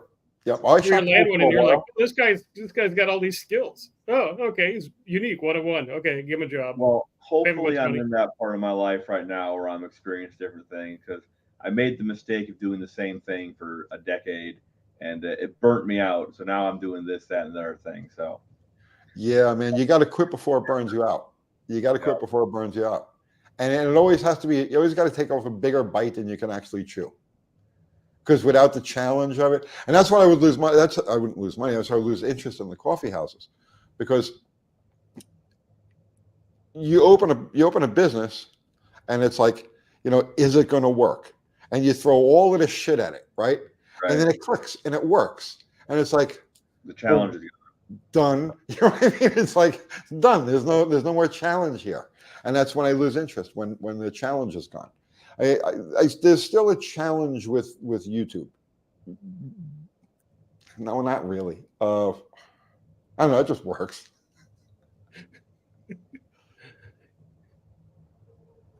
That's good It's advice. good payday and nobody has to die. Yeah. You got to have fun. And like I said, man, you know, it's like the most random things, and you'll remember a conversation you had about physics with. I could tell coffee house stories because it was a 7-night-a-week thing. Because I do my day gig, I was working on cars or doing whatever I was doing, and then my night gig was the coffee houses. So I had the most eclectic group of people that came through there. I mean, just you know, literal homeless and scientists and everything in the middle, you know, everything in between. And it's like you get into these crazy deep conversations with these people at 2:00 in the morning. And it's like little things will stick in your head. And then like, you know, 15 years later, here you are doing YouTube and you're doing a video about something. And all of a sudden a bit of conversation that you had with this guy, you know, this random conversation, like highly caffeinated talk pops into your head and it's like, oh wait, this makes sense. I need to explain it this way or they're not going to understand it that way. And that might be why my channel works. Hey Doc, does this functional histories guy, is he the one that does the Hot Wheel replicas? I don't know, but I think you're going up the right tree. Yes. I think that so. Okay, highlight this comment. It's up a little bit, but Uncle Tony, let's see, what does it say? He wants to know if you'd be interested in doing a reproduction of Bottle Rocket Slaghammer as a Hot Wheel car. I've already got Bottle Rocket, and Slaghammer is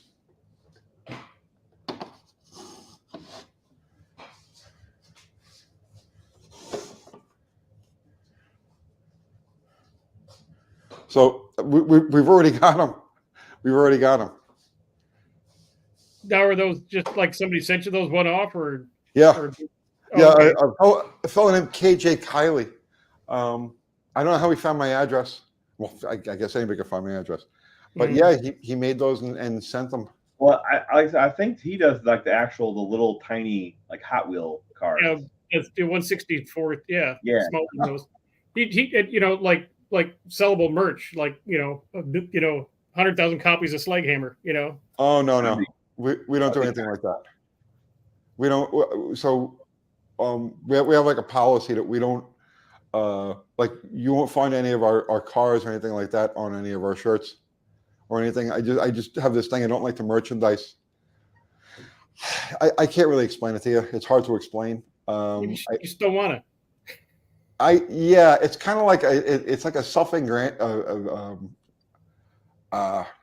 We like to just sell generic merch. I don't even know what I'm wearing right now. What am I wearing? Yeah, I hate cars. Yeah, I don't. I'll sell stuff like that. I don't But- think he does that many, Doc. I think he uses something like a one of for Uncle Tony. You know. Oh no, I appreciate the thought, my brother. Thank you very much. I mean, and I honestly do appreciate the thought. But we're good, man. Thank you. It'll just end up sitting collecting dust. I'm trying to get rid of stuff. I mean, honestly, I'm trying to declutter. I'm trying to get rid of things. I want the end part of my life to be as simple and as uncluttered as possible. So yeah, thank you. I appreciate the thought, but we're good. I think he might have did one of Jezebel. You know, Scott Speed Shop. Did he for Jed? I think he might have been the guy that did it for Jed. I could be wrong. Yeah. Do you know about that Scott Speed Shop at all, Tony? You'd see Sure. his stuff at all? Yeah. Yeah. Yeah. Not self gratification. Yourself again. Yeah, I can't think of a fucking word. Aggrandizement. I can't think of the word.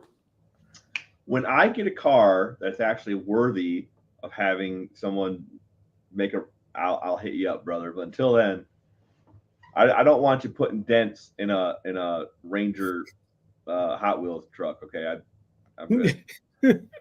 You know, I'll give you grace if you want to make a little Ranger with a black stripe down the hood, and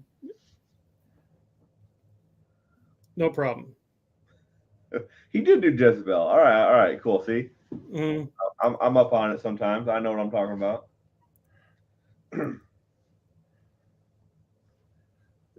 To a fault, Colleen. Yeah. Literally to a fault. I don't hold anything back. Yeah. Well, we still got 40 people in the chat, which is, it's actually That's very a lot. low. Yeah, Yeah. That's crazy. Yeah, for us, that's a lot. Yeah, that's that's a bad But night. it's all in perspective. So yeah, it's No. You're doing great. Mhm. Put it in perspective. Excuse me. Put it in perspective, right? There's how many automotive YouTubers out there? Quite a few. Okay, you couldn't count them. You couldn't count them. They're all over the fucking world, right? There's tens of thousands of them, right? How many of them actually have, anything more than 3 subs? Or like it's, you see what I'm saying? 8 subs, 12 subs, right? So you guys are doing fantastic. I don't think you realize, how good you're doing. Well, I just try to make videos about things that I would be doing anyway. Yes. Because like I said, I really do enjoy working on my stuff and tinkering with it. And if other people see value in that and get entertained, more power to them. Well, everybody has a different, perspective on that stuff. The kind of content that you do. I don't really like to feature my own cars or what I don't know, I guess explain it to you. I don't like a camera on me when I'm working. I've noticed that. Right? It's like do you want to watch me wash my feet too? You know what I mean? It's like, you know what I'm saying? And so I 100%. So I try to, and actually, Peg was one of those ones. When I first started doing this channel, I did some hands-on stuff, right? And Peg was like, he was like, there were these gay guys that that's why he wasn't show his face, because he was getting hit on by, he's afraid of his public. Yeah. So I was like, yeah, you know what? There's something to that, right? And then we did that cold start thing.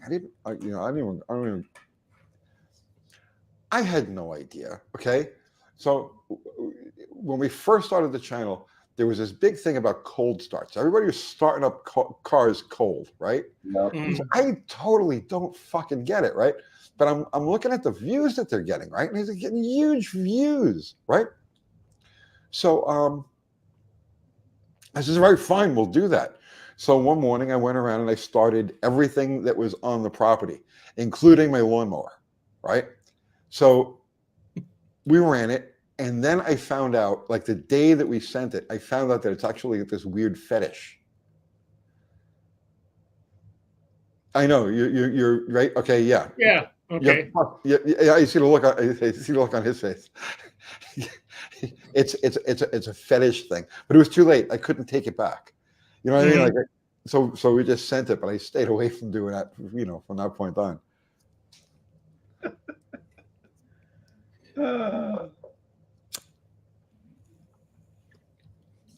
But I get what you mean.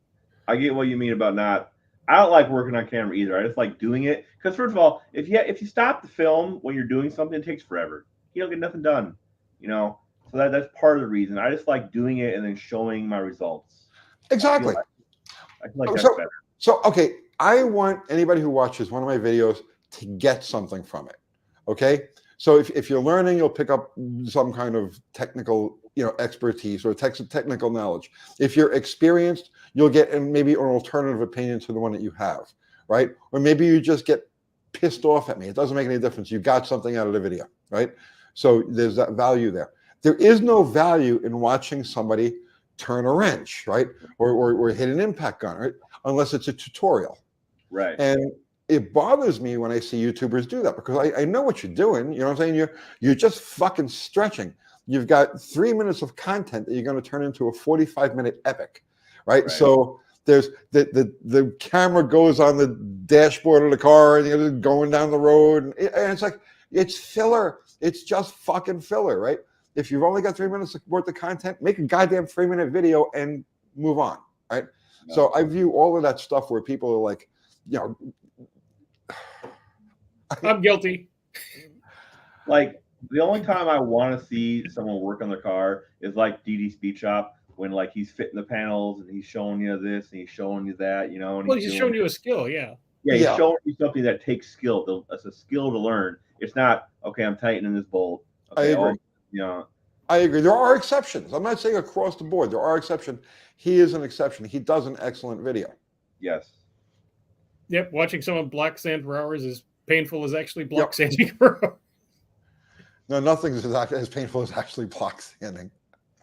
Oh, I find myself all of these videos. I find myself now just fast forwarding. I'll watch the first 3 minutes of it, 4 minutes of it. I go, here's the setup. Here's what it is, and then I know that there's going to be absolutely nothing between there and the last 3 minutes. And the last 2 minutes, yeah. Right. You know what I mean? So it's like, whoop, you go right to the end. There's the punchline, and then move on. And that's what it like.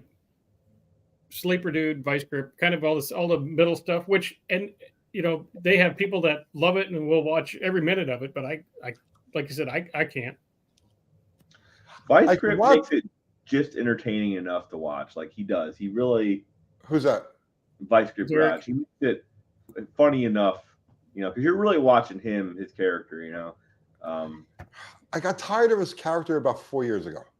No, it is. Yeah, it is starting to wane a little bit. So. But it's a weird business, and everybody approaches it from a different perspective. There was a guy I don't know if you remember, maybe like 7 years ago. It was this guy. He was on Facebook. He was on Facebook a lot. This is when Facebook was in its glory days. It was kind of like competing with YouTube a little bit, and it was he was a mechanic, and he came up with this catchline and a catchphrase. I can't remember what the fuck it was, but it works. Do you know what I'm talking about, Art? Maybe. It's become obscure now, right? Yeah. But anyway, this guy was a mechanic, okay, and he was filming himself doing stuff, and every once in a while he would throw in this phrase, and people evidently loved it. So then he started making videos just based around this phrase. And he was getting huge fucking views, right? Like So then he starts doing merch, and he's got T-shirts, and he's got hats, and he's got cups and mugs, all with this phrase. And he was huge. And then all of a sudden, boom. Who's this? He used to be fucking hilarious. Came right before the big. Love the guy. Oh, you're talking about him? Yeah. Mm. But what I'm saying is, it's like you can't keep doing a character. You know what I'm saying? You can't keep doing a character. I couldn't wake up every morning and be a character. Like I have to be my. You know what I mean? If I can't be me and just be me the way I am, I don't want to do that. It's kind of like how Larry the Cable Guy was huge for like Similar that to one that. whole period of time, and then he just kind of went away. You know, the But character it got helps. The guy's phrase was, "But it helps." You don't have to blah blah blah, but it helps. Oh, okay. Yeah, you don't have to put gas in it, but it helps. Yeah. Yeah, exactly. It was exactly that's it. That's it. Mhm. And he just jumped the shark. You know what I mean? It's like you can only take something like that so far. You know, a condensed version of it so far. So I look at a lot of these guys who do a character, an ongoing character, and it's like it's just a matter of time before you jump the shark. Mm-hmm. If people don't love you or like you for who you are, then you don't really have anything. Right.